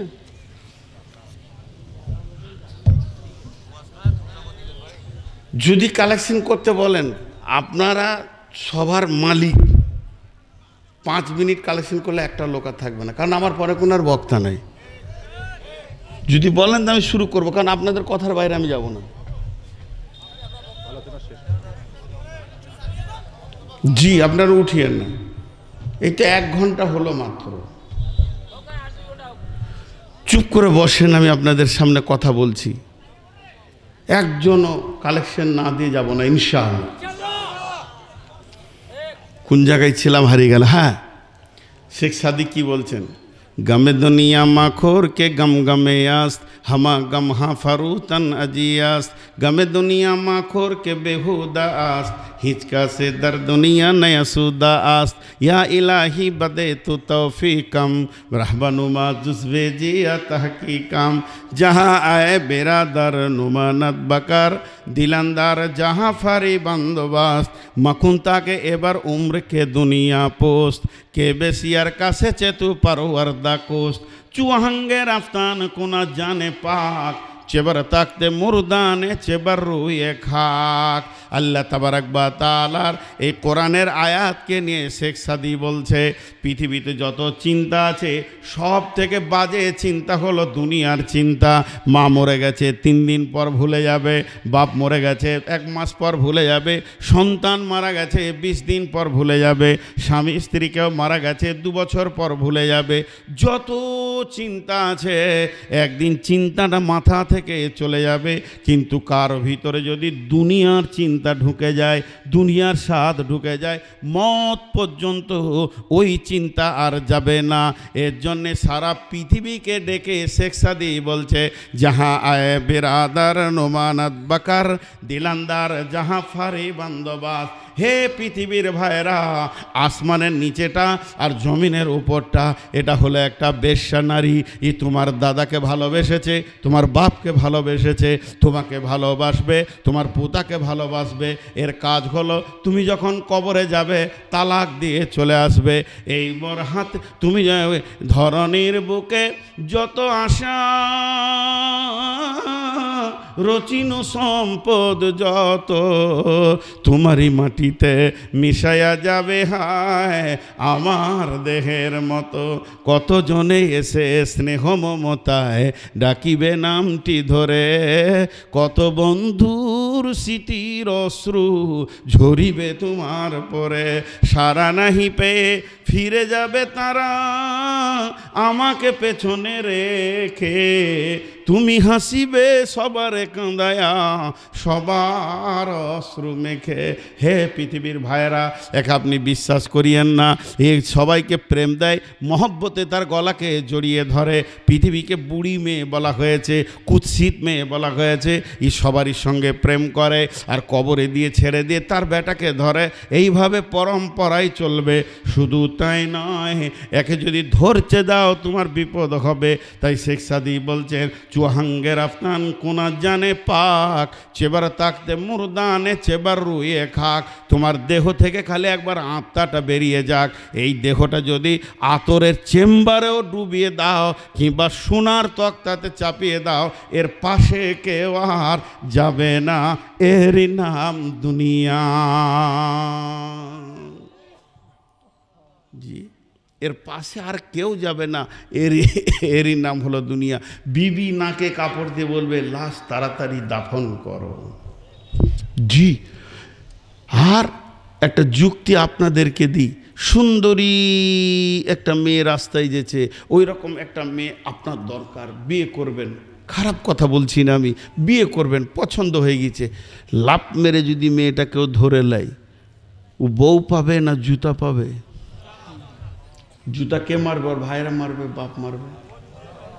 শেখ সাদি বলছে তুই যদি চালাক হস, মেয়েটা যদি পছন্দ হয় তোর বাপকে লাফ মেরে ধর, জুতাও মারবে না। আর বাপ যদি রাজি হয়ে যায় ও কম্বলের নিচে ঢুকবে, ও তোর কাছে চলে আসবে। আর যে ওর ভাইরা জুতা মারছিল ওদেরকে শালা বলে ডাকবি। জি, কত সুন্দর যুক্তি। তো বলছে পৃথিবীকে যদি কেউ লাফ মেরে ধরতে যায়, ও সব ফেরেশতাদের জুতা খেয়ে শেষ হয়ে যাবে। তুমি যদি চালাক হও, পৃথিবীর মালিককে জড়িয়ে ধরো, পৃথিবী তোমার পায়ের জুতো হয়ে যাবে, পৃথিবী তোমার সব কিছু আনন্দময় হয়ে যাবে, সে যদি রাজি হয়ে যায়। কারণ পৃথিবীর একটা মালিক আছে। এবার আল্লাহ বলছেন আরাদিতুম বিল হায়াতিদ দুনিয়া ফিল আখিরাতি ফামা মাতাউল হায়াতিদ দুনিয়া ফিল আখিরাতি ইল্লা কালিল। সকলে জোরে বলেন ইল্লা কালিল। সবাই একবার বলি ইল্লা কালিল। আল্লাহ বলছে পৃথিবীটা সামান্য কিঞ্চিত, আখিরাতের তুলনায় পৃথিবীটা। এবার আমি একটা একটা করে দেখাইছি ইল্লা কালিলটা। ইল্লা কালিলের তফসিরে মারুফুল কোরআনে আছে, তফসির ইবনে কাসিরে আছে, বিভিন্ন তফসির। তিনটে দেখাই এখন। একটা তফসির আপনারা নিজে করতে পারবেন, সবাই মিলে করেন, কোনো বইয়ের কাছে যেতে হবে না, কোনো কিতাবের কাছে যেতে হবে না। আল্লাহ বলেছে ইল্লা কালিল। তাহলে পৃথিবীটা কতক্ষণে? আল্লাহ তাবারাক ওয়া তাআলা বলছেন কানা মিকদারুহু খামসিনা আলফা সানাতিন। কিয়ামত হবে 50,000 বছরে একটা দিন। কিয়ামত কত দিনে হবে? চট করে একটা হিসাব করেন, একদিনে কত বছর? 50,000। এবার কদিনে, ক ঘন্টায় দিন রাত হয়? 50,000কে 24 দিয়ে ভাগ করেন। 2100 বছর 2137 বছর মোটামুটি একটা আইডিয়া দিলাম দাঁড়াবে। এরপরে এটাকে 60 দিয়ে ভাগ করেন, মিনিটে চলে আসবে। মিনিটে আসবে 36 বছর 2 সপ্তাহ 3 দিন কি 4 দিন আসবে 1 মিনিট। তাহলে 1 মিনিটে যদি 36 বছর হয়, যে লোকটা 70-72 বছর বাঁচলো, আল্লাহ ওকে মাত্র 2 মিনিট ছেড়েছে। পৃথিবীটা 2 মিনিট করেছে। একটা গেল। 2 নম্বর, আপনাদের এখানে মানুষ মরে গেলে জানাজার সালাত হয় কি হয় না? জোরে বলেন হয় কি হয় না? তো যেমন জোহরে আজান হয়, মাগরিবেতে আজান হয়, এশার নামাজে আজান হয়, ফজরের নামাজে আজান হয়, আসরের নামাজে আজান হয়। তো জানাজার সালাতে আজান হয় কি? জোরে বলেন হয়। হয়, মিথ্যা কথা বলছেন। এই তো কদিন আগে একটা জানাজায় আজান হলো, আল্লাহু আকবার, হয় না? আজান দিবেন এবার। জি, এই ভাইয়া আমার মসজিদে এসেছেন আর আমি ইমাম, উনি মুক্তাদি। ভাইয়াকে চিনি না। উনি মসজিদে আসার পর সমস্ত কাতার দাঁড়িয়ে গেছে, এবার নামাজ শুরু হবে। উনি খালি আমাকে বলছে হুজুর হুজুর, মানে একটু ছেড়ে দেন, একটু ছেড়ে দেন, আমি আসি। আজান হয়ে গেছে, তকবীর হয়ে গেছে। আমি বললাম 1 মিনিট, এর বেশি সময় আমি দিতে পারবো না। 1 মিনিটে আপনি যা করবেন করেন, 1 মিনিটের ভিতরে ঘুরে আসতে হবে। 1 মিনিটের মধ্যেই আমি তকবীরে তাহরিমা বেঁধে নিব। কথাটা বুঝাতে পারলাম কি না? আমি ছেড়েছি একমাত্র 1 মিনিট। 1 মিনিটের ভিতরে উনি কি করেছেন? তাস, জুয়া, লুডু, দাবা আর সুদ, জেনা, ব্যভিচার সবগুলোকে করে মসজিদে চলে এসেছি। এবার কেমন হবে? আল্লাহ তাবারাক ওয়া তাআলা জানাজার নামাজের ব্যবস্থা করে দিয়েছেন, তার পেছনে আজানও আছে, আপনার আমার খেয়াল নাই। তাফসীরে মারুফুল কোরআনে দিয়েছে, প্রত্যেকটা সন্তান যখন জন্ম নেয় ওর আজানে কানে আজান পড়ে যায়। এটাই তো জানাজার আজানের নামাজ ওকে দেওয়া হচ্ছে। বিশ্ববাসীরে, সন্তান তুমি শোনো, তোমার কাজে আজান পড়ে গেল মানে তোমার জন্য একটা ইমাম রেডি হয়ে গেছে, সে উঁচু করে রেডি হয়ে আছে। খালি একবার লাশ বেনে দেখো, তকবীরে তাহরিমা মেনে তোমার বিদায় ভাষণ দিয়ে দেবে। তার মানে আমাদের যটা জানাজা হবে এখানে, তটা আজান সকলের কানে পড়ে গেছে। আমি হতভাগা ভুলে বসে আছি। পৃথিবী আমাকে ভুলিয়ে দিয়েছে, পৃথিবীর মাল আমাকে ভুলিয়ে দিয়েছে, পৃথিবীর ঐশ্বর্য আমাকে ভুলিয়ে দিয়েছে। আমার জিন্দেগির আজান শেষ, আমার জিন্দেগির তকবীর শেষ, শুধু ইমাম রেডি হয়ে আছে। একবার লাশ বানলেই ইমাম এসে জানাজা পড়ে চলে যাবে। একটা আজান আর তকবীরের তাহরিমা, মধ্যখানের সময়টাকে দুনিয়া বলা হয়েছে। 2টা গেল। নাম্বার 3, এই তফসিরটা একটা সুন্দরভাবে উদাহরণ দিয়ে উনি তফসির করেছেন যে আল্লাহ বলছেন ইল্লা কালিল। পৃথিবীটা কেমন বন্ধু? তুমি ভালো করে শোনো, এটা একটা গাছ, এই গাছের একটা ডাল, ওই ডালে একটা লোক এইভাবে ঝুলন্ত অবস্থায় আছি। ধ্যান দিয়ে শুনবেন মা বোনেরা আমার, একটা গাছ, গাছের একটা ডাল, ওই ডালে এরকম করে একটা লোক ঝুলছে। যেখানে ঝুলছে ও পায়ের একটা ক্ষুধার্ত বাঘ খালি লাফাচ্ছে, হাও বড় বড় হুঙ্কার ছাড়ছে, একবার করে পায়ের দিকে দেখছে, হাত তরফ করে লাফিয়ে উঠছে, আবার একবার দেখছে যদি হাতটা ছেড়ে পাটা ভেঙেও কোনো রকম বাঁচা যেত তো বাঘে খেয়ে নেবে। কিন্তু বাঘটা বসে আছে কুয়ার ওপরে, ও একবার নিশান করলো আমি কুয়াতে ফুরুক করে ঢুকে যাব, বাঘ আমাকে ধরতে পারবে না। বাঘ একটু অন্যমনস্ক হলে হাতটা ছেড়ে দিব, কুয়ার ভিতরে ঢুকে যাব। কিন্তু লক্ষ্য করে দেখছে কুয়ার ভিতরে 7খানা অজগর যেন ফস ফস করছে, তাহলে সেখানেও যাওয়া গেল না। তাহলে বিপদের ওপরে বিপদ, তার উপরে বিপদ। এরই মাঝে ওই ডালের ওপর ডালে একটা মৌচাক হয়েছে, সেখানে মধুটা ওভারফ্লো হয়ে গেছে, তারই 1 ফোঁটা 2 ফোঁটা পড়ছে, ওর নাকের সোজায় পড়ছে। জিভটাকে লম্বা করে একবার করে চুটুক করে ওটাকে চেটে নিয়েছে। তাহলে কিভাবে চলছে দেখেন, একে তো গাছের ডালে আছে, আবার এইদিকে বাঘ আছে, সাপ আছে, মধু পান করছে। শুধু তাই নয়, এর থেকে বড় বিপদ, বাঘের থেকে বড় বিপদ হচ্ছে ইঁদুর। বাঘকে বেশি ভয় না ইঁদুরকে বেশি ভয়? ইঁদুরকে বেশি ভয়। যে ডালটা ধরে ঝুলছে, 2টি ইঁদুরে ওই ডালটা আবার কাটছে, কটকট কটকট কটকট। সাদা ইঁদুরটা কাটছে, তখন কালো ইঁদুরটা রেস্ট নিচ্ছে, কালো ইঁদুরটা কাটছে, তখন সাদা ইঁদুরটা রেস্ট নিচ্ছে। আমরা এতগুলো লোক হো হো করে হেসে নিলাম, আর মনে করলাম লোকটা অন্য কেউ, জি না, মুফাসসির বলছে ওটা তুমি যে গাছে ঝুলছো। গাছটার নাম আয়ু, আয়ু নামে গাছে তুমি আরোহণ করেছো, বয়সের ডাল ধরে ঝুলছো। আজরাইল তোমার পায়ের কাছে হুঙ্কার মারছে, 7খানা জাহান্নাম ফস ফস করে ভুলছে, এরই ওপরে তুমি মধু পান করছো। তার মানে পৃথিবীর মজা চুটুক চুটুক করে লিছো, তোমার হুঁশ নাই।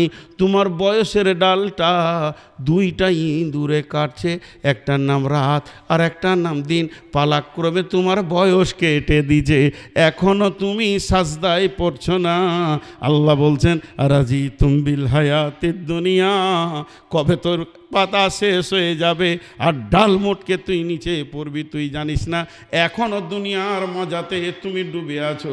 ফামা মাতাউল হায়াতিদ দুনিয়া ফিল আখিরাতি ইল্লা কালিল।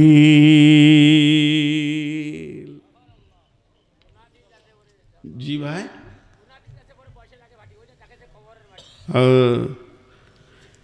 আপনাদের বিরক্ত লাগেনি তো? দেখেন মাদ্রাসাওয়ালা চিঠি লিখছে কালেকশনের, ওদের দোষ নাই, ওদের দোষ নাই। কেন দোষ নাই? এই একটা আঞ্জাম দিতে লাখ টাকা খরচা হয়ে যায়। তো আপনারা যদি পয়সা না দিয়ে পালান তাহলে ওটা কেমন লাগবে? কে কে না দিয়ে পালাবেন? মাশাআল্লাহ, চালাক কত গো! হ্যাঁ, নীলফামারীর, এটা নীলফামারী তো, নীলফামারীর লোক তো খুব চালাক। আমার বাড়ি বর্ধমান। চলেন আর একটা উদাহরণ দিই, এই আয়াত থেকে বেরিয়ে। বর্ধমান জেলা, কলকাতা থেকে 165 কিলোমিটার আমার বাড়ি, দিল্লি রুটে। আমি মুম্বাই রুটের লোক নই, দিল্লি রুটের লোক, মুম্বাই। তো জিনিসগুলো একটু ভাবি, আমাদের অবস্থা কি? আমরা পাগল হয়ে আছি।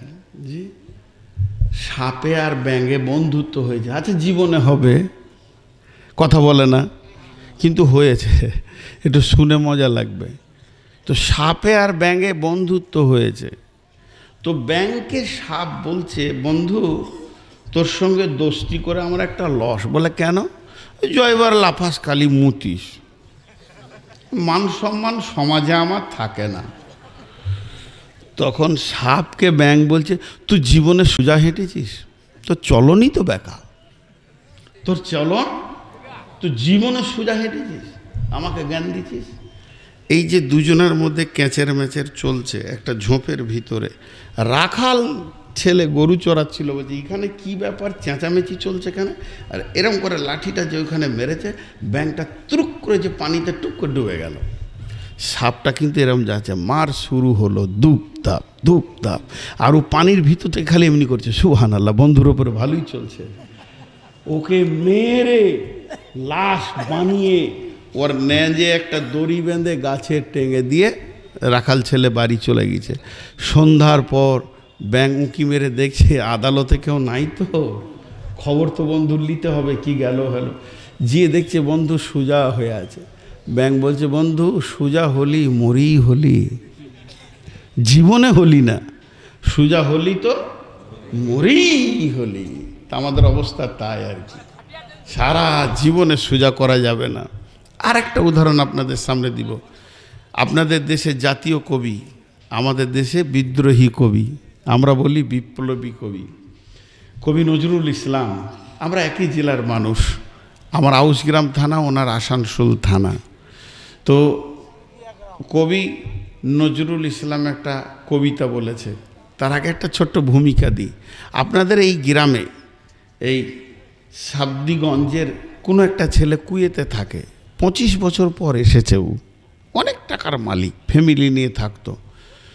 তোর মনে জাগলো যে বাংলাদেশে একটা ভালো ঘর বানাবো, একদম বিদেশি প্যাটার্নের, লোক দেখবে যে আমার বাড়ি কেমন হচ্ছে। ইঞ্জিনিয়ার নিয়ে এসছে, জায়গা খুঁজতে শুরু করেছে, চিটাগাং থেকে তেঁতুলিয়া পর্যন্ত, পছন্দ হচ্ছে না।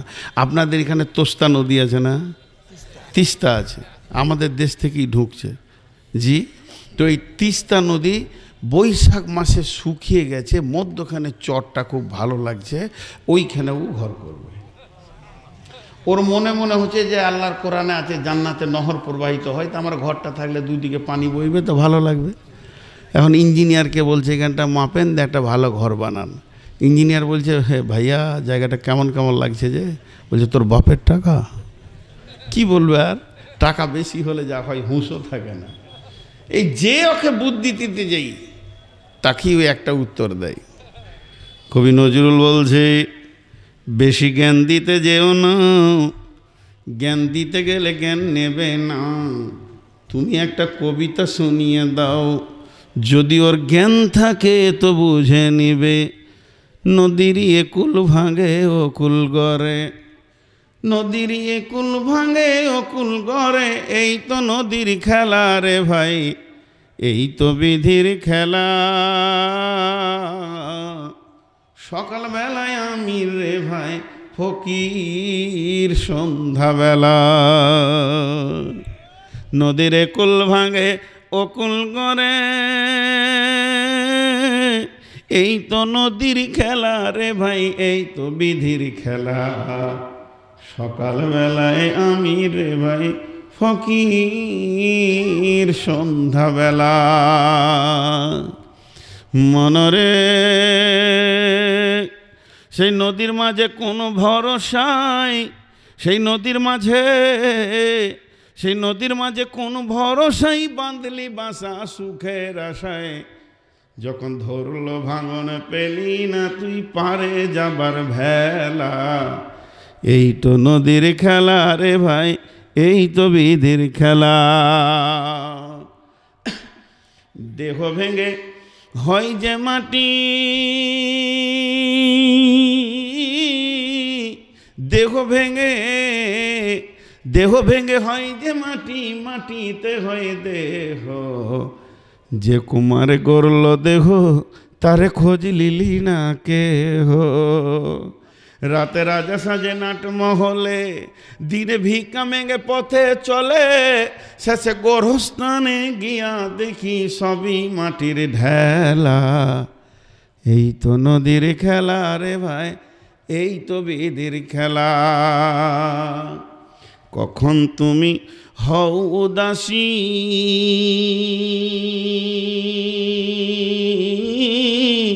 কখন তুমি, কখন তুমি হও উদাসী, সাহান সারো বেশি, আবার দেখি হও কয়েদি লইয়া কাফন ভেসে। কখন তুমি হও উদাসী, সাহান সারো বেশে, আবার তুমি হও কয়েদি লইয়া কাফন ভেসে।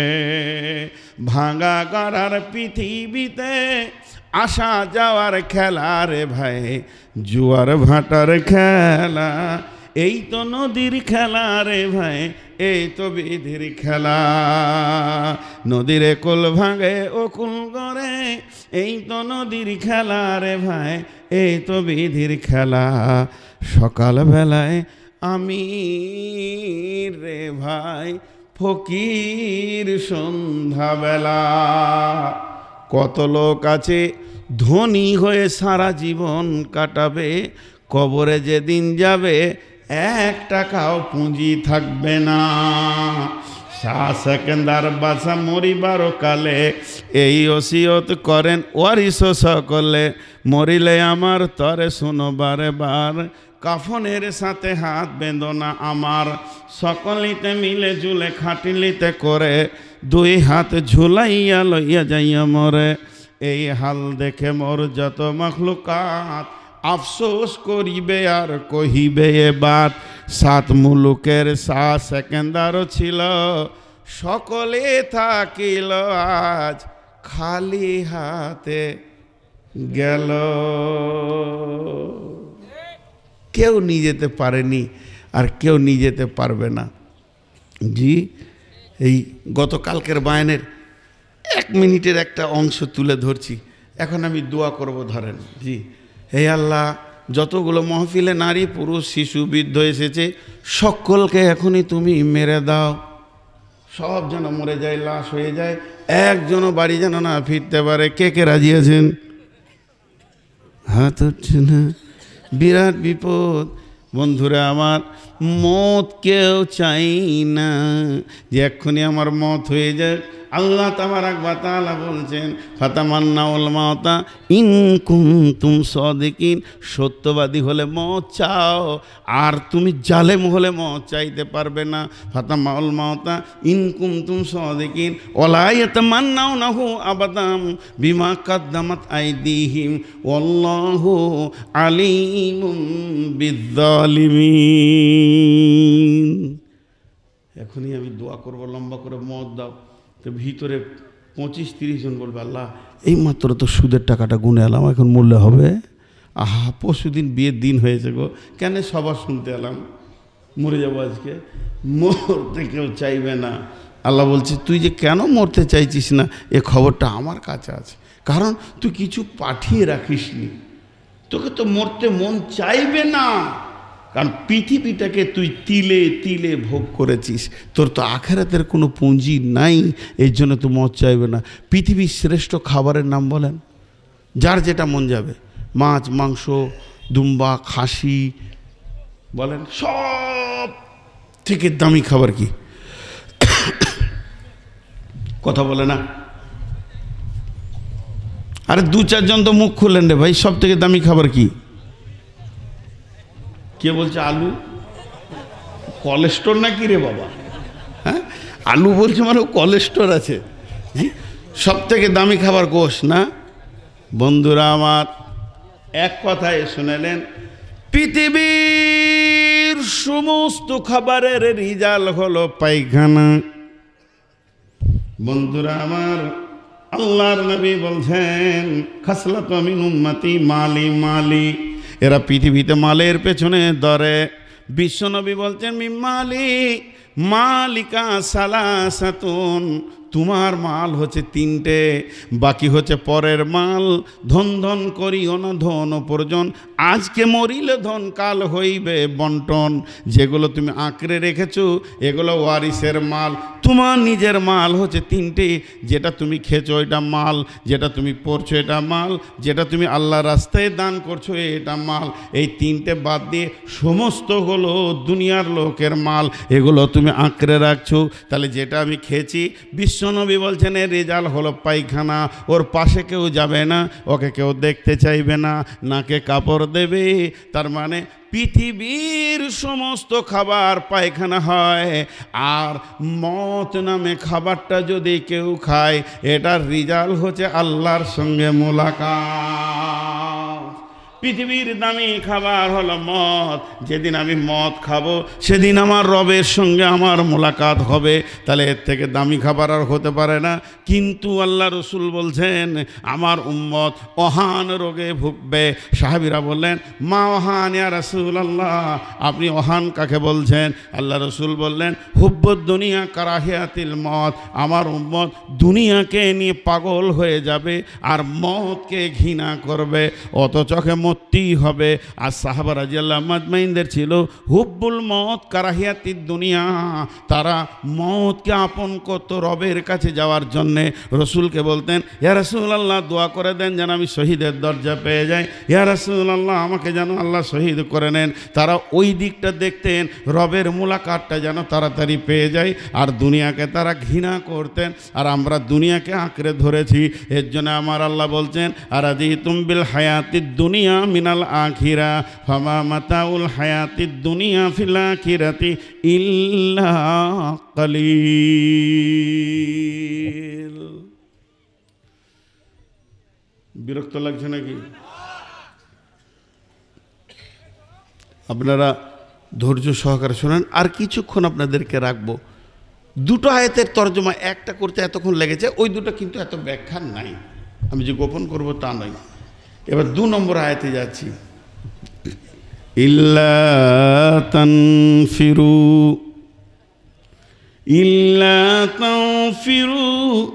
ইউআযযিবকুম আযাবান আলীমা ওয়া ইয়াস্তাবদিল কওমান গায়রাকুম ওয়ালা তাজুরুহু শাইআ ওয়াল্লাহু আলা কুল্লি শাইইন কাদির।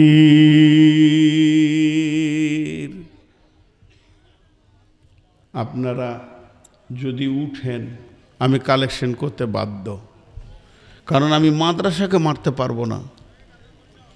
আজকে মাদ্রাসা ছিল বলে আমি দুটো কথা বলছি। আমি মাদ্রাসারই ফসল।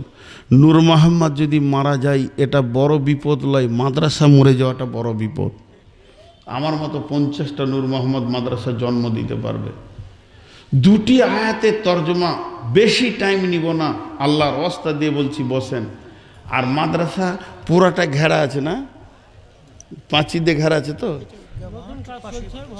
হ্যাঁ যাই হোক, নতুন ভবন হচ্ছে, ওটা আমি দেখেছি, এটা গোড়াটা ঘেরা আছে তো। মেন গেটে 4টা লাঠিওয়ালা লোক রাখেন, যে যাবে ফেল তারপরে যাবি। ও যদি টাকা না থাকে তো লুঙ্গি খুলে নেন।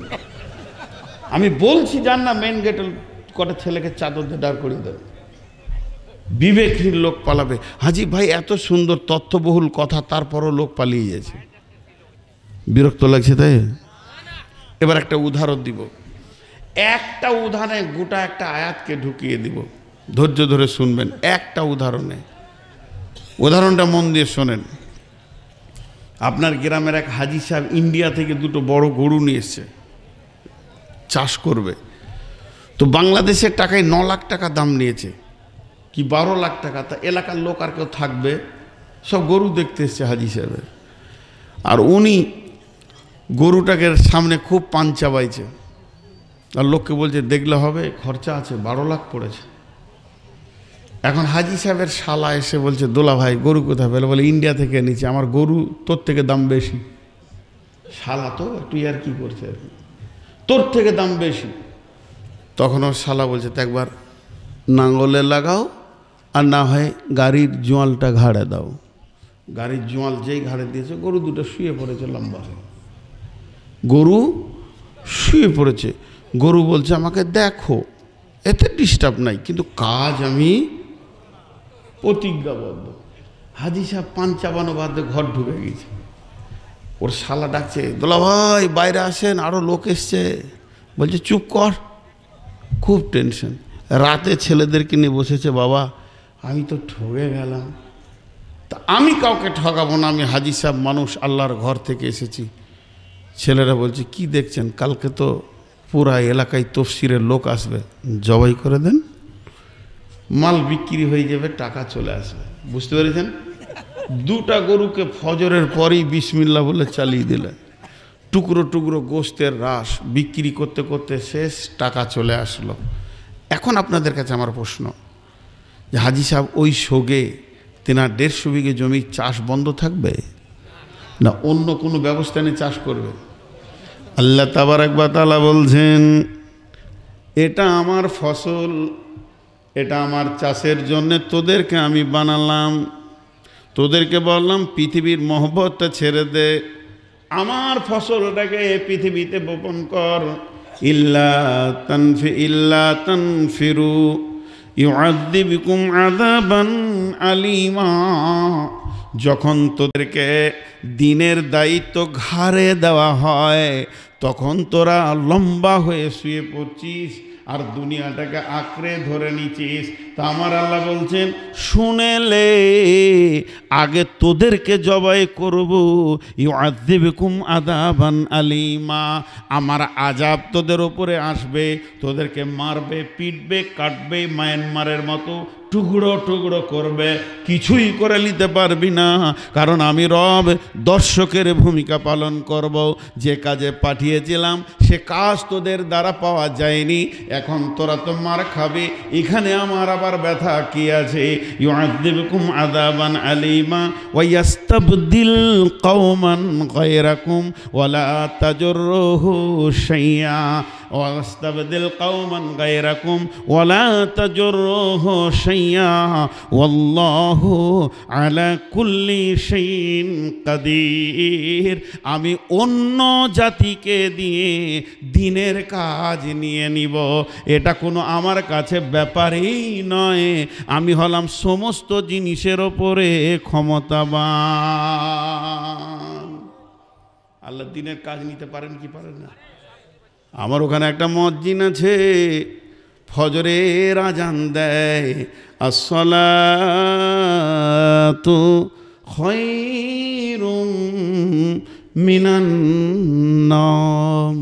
ভদ্রলোক মাত্র 5 থেকে 6 বছর হলো নতুন ফ্যামিলি সহ ইসলাম কবুল করেছে। তাহলে শুনেলেন আল্লাহ তাকে ইসলাম দিয়েছে, মসজিদের মুয়াজ্জিন বানিয়েছে, আর হাজারো জন্মগত মুসলমান ফজরে খুঁজে পাওয়া যায় না। আল্লাহ বলছে এটা আমার কাছে কোনো ব্যাপারই নাই। আমার এই থানাতে একই দিনে 85টা ফ্যামিলি ইসলাম গ্রহণ করেছে। আল্লাহ তাবারক ওয়া তাআলা তাদেরকে দিয়ে তাদের গায়ে মসজিদ পর্যন্ত বানিয়ে নিয়েছে।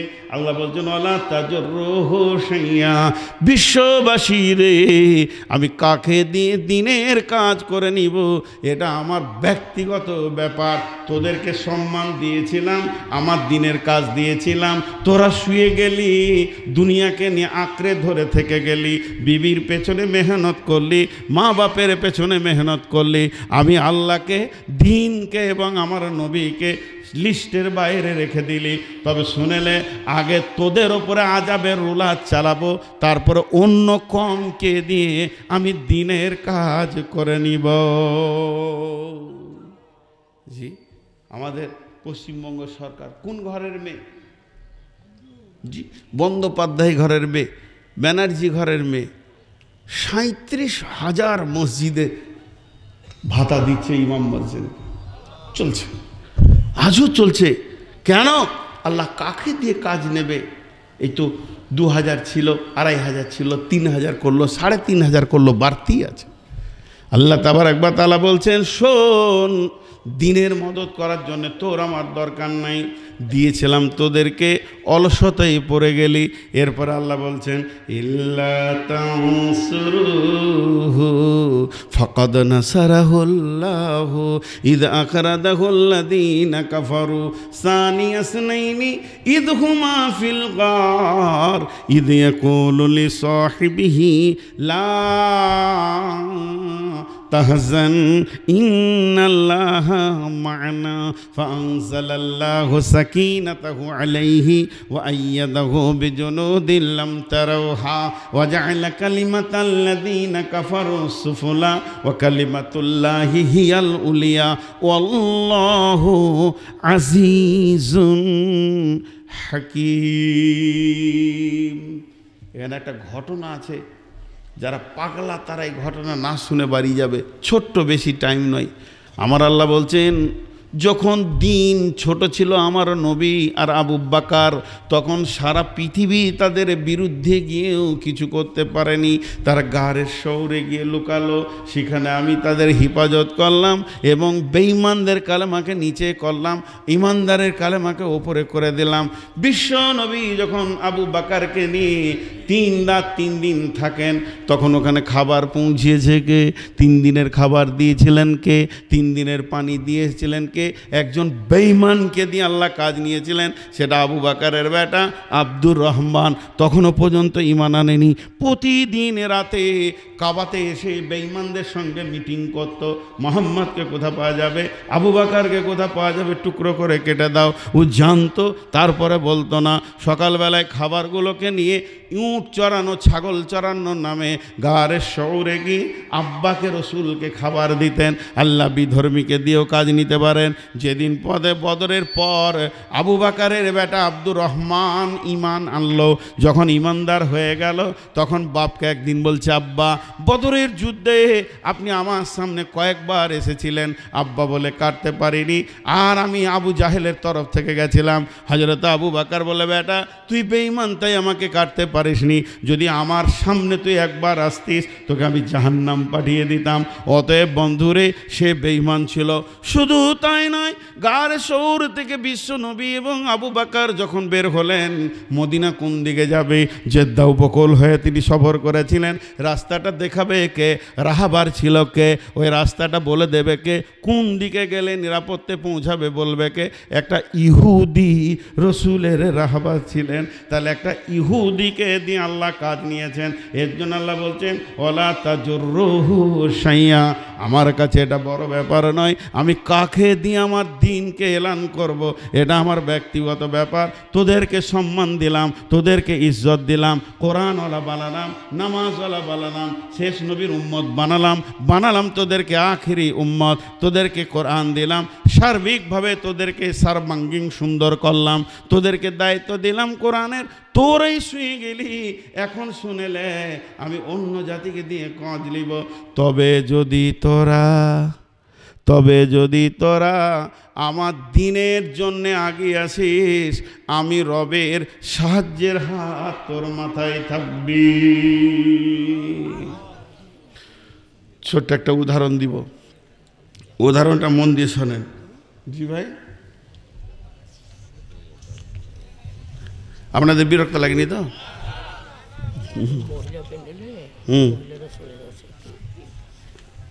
মহিলারা চলে যাচ্ছে।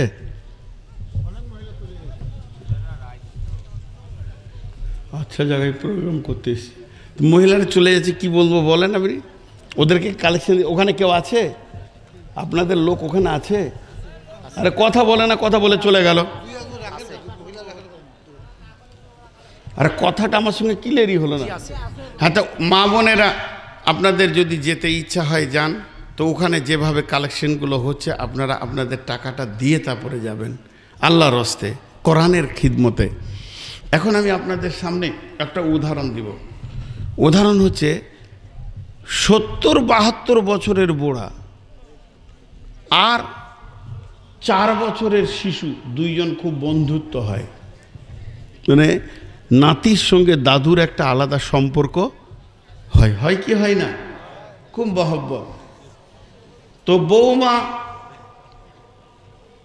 শ্বশুরকে বলছে, আব্বা ঘরে 20 কেজি গম আছে, একটু পিষে নিয়ে এসে আটা করে নিয়ে আসেন, রুটি করবো রাতে। তো শ্বশুর বৌমাকে বলছে, দাও মা, বেঁধে দাও, ওগুলোকে ঝেড়ে পরিষ্কার করে একটা কাপড়ের প্যাকেটে বেঁধে দাও। বৌমা বেঁধে দিল। তো শ্বশুর একটু মুখে হাতে তেল নিয়ে দাড়িগুলো, মাথাটাকে চিরুনি করে বের হচ্ছে, গমটাকে মোড়ে থেকে পিষে আনবে। এমন সময় পোতাটা ঘুমিয়েছিল, জোহরের পর উঠে গেছে, দেখছে দাদু কেন এত সাজছে রে বাবা, তাহলে তো আমাকে যেতে হবে। ও রেডি। তো দাদু তখন হিসাব করছে, এটাও 20 কেজি, এটাও 20 কেজি, তো আরও জ্বালা বেড়ে গেল। তো ওকে মাইনাস করার বুদ্ধি নিচ্ছে। বলছে, ভাই বাঘ এসছে, খবর পেয়েছো? সুন্দরবন থেকে রয়্যাল বেঙ্গল টাইগার চলে এসছে। বলছে, আমি এমন মারবো বাঘের দাদুর দাঁত ভেঙে দিব। তার মানে ও যাবে। বলছে, তেস্তা নদীর পানি খরস্বর চলছে, বলছে লাভ দিয়ে পার হবো। তার মানে ও যাবে। ওর একটা লক্ষ্য, দাদুর সাথে গেলে জিলাপি পাওয়া যায়, এই লক্ষ্যতেও আগাচ্ছে। শেষকালে কি বলছে, দাদু ভাই ওটা কে? বলে মা। তোমার মা, আমার বউ মা, দুইজনের মা। এই যে 20 কেজি গমের বোঝাটা দিয়েছে, এখন যদি আমার সঙ্গে যেতে হয়, বোঝাটা তুমি অর্ধেক রাস্তা নিয়ে যাবে, অর্ধেক আমি নিয়ে যাব। পারবে কি একটা 4 বছরের ছেলে 20 কেজি গমের বোঝা নিতে? কিন্তু সে বুঝে না, প্রথমেই মাথা ভিড়িয়ে দিল দেন, তারপরও সে যাবে। দাদু এবার বলছে লে ধর বলে এইভাবে বোঝাটা নিয়ে ওর মাথার চুলে কেবল টাচ করেছে, শুধুমাত্র টাচ করেছে, ভারটা কিছুই দেয়নি। হাতগুলো কচি কচি লাগিয়েছে, কোমরকে মাজাকে ভাঁজ করে করে সে হাঁটছে, কলকল করে ঘেমে গেছে। মনে মনে ভাবছে, আমার মতো 20 কেজি মালকে বহন করতে পারে, আমিই তো এখন হিরো। খেলার সাথীদেরকে ইশারা করছে, পারবি কি, খালি দেখ কত মাস্তান হয়েছি। কিন্তু বন্ধু, আসল ওজনটা আছে তার দাদুর হাতে। এইভাবে মেশিনের কাছে পৌঁছালো, দাদির চেহারা দিকে তাকিয়ে দেখছে চেহারা লাল হয়ে গেছে, ঘেমে গেছে। আস্তে করে মুখটাকে মুছে দিল, টিস্যু দিয়ে জামা দিয়ে মুছে বলছে, দাদু ভাই আমার গোমাটা হোক আর না হোক, তুমি আগে জিলেবি লাও, তোমার যা যা দরকার আমি তা তা দিয়ে দিব। আল্লাহ তাবারাক ওয়া তাআলা বলছেন, ইল্লা তানসুরুহু ফাকাদ নাসারাহুল্লাহ। এটা ওজন তোদের কারও নেওয়ার ক্ষমতা নাই।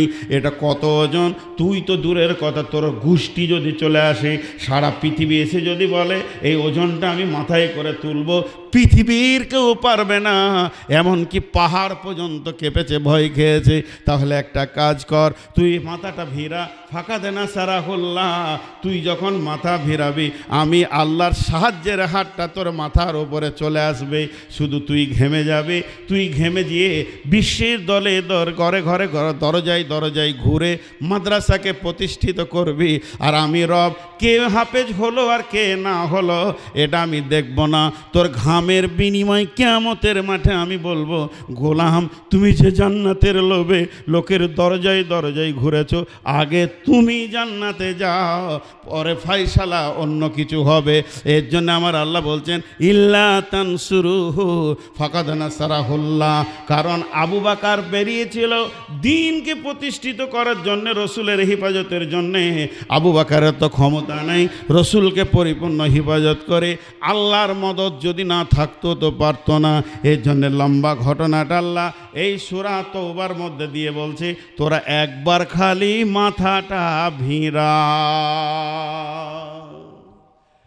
দুনিয়ার মায়া ছেড়ে একবার মাথাটা ভিড়া। আপনারা যতটি লোক বসে আছেন, আপনাদের হাতগুলোকে ধরে বলছি, হাতগুলোকে ধরে, আমি বিদেশি মেহমান, একজনও পেচ্ছাপ লাগলো উঠবেন না, মাত্র 10টা মিনিট চাইছি আপনাদের কাছে। আল্লাহর গোলাম কেউ আছেন একটা 10,000 টাকা দেনেওয়ালা? ভাই যে দুজন উঠলেন আপনাদের পাগুলো ধরছি, বসেন, নাহলে আল্লাহর গজব হয়ে যাবে আপনাদের ওপরে। কারণ বদ্দুয়াও লেগে যাবে, কারণ আপনি আল্লাহকে নেকেট করছেন, এখন আমাকে করেননি। কারণ আমি এইটাকে আপনাদের সামনে রেখেছি, পরিষ্কার কথা বলছি, আমি ইন্ডিয়াতে এইভাবেই বলি।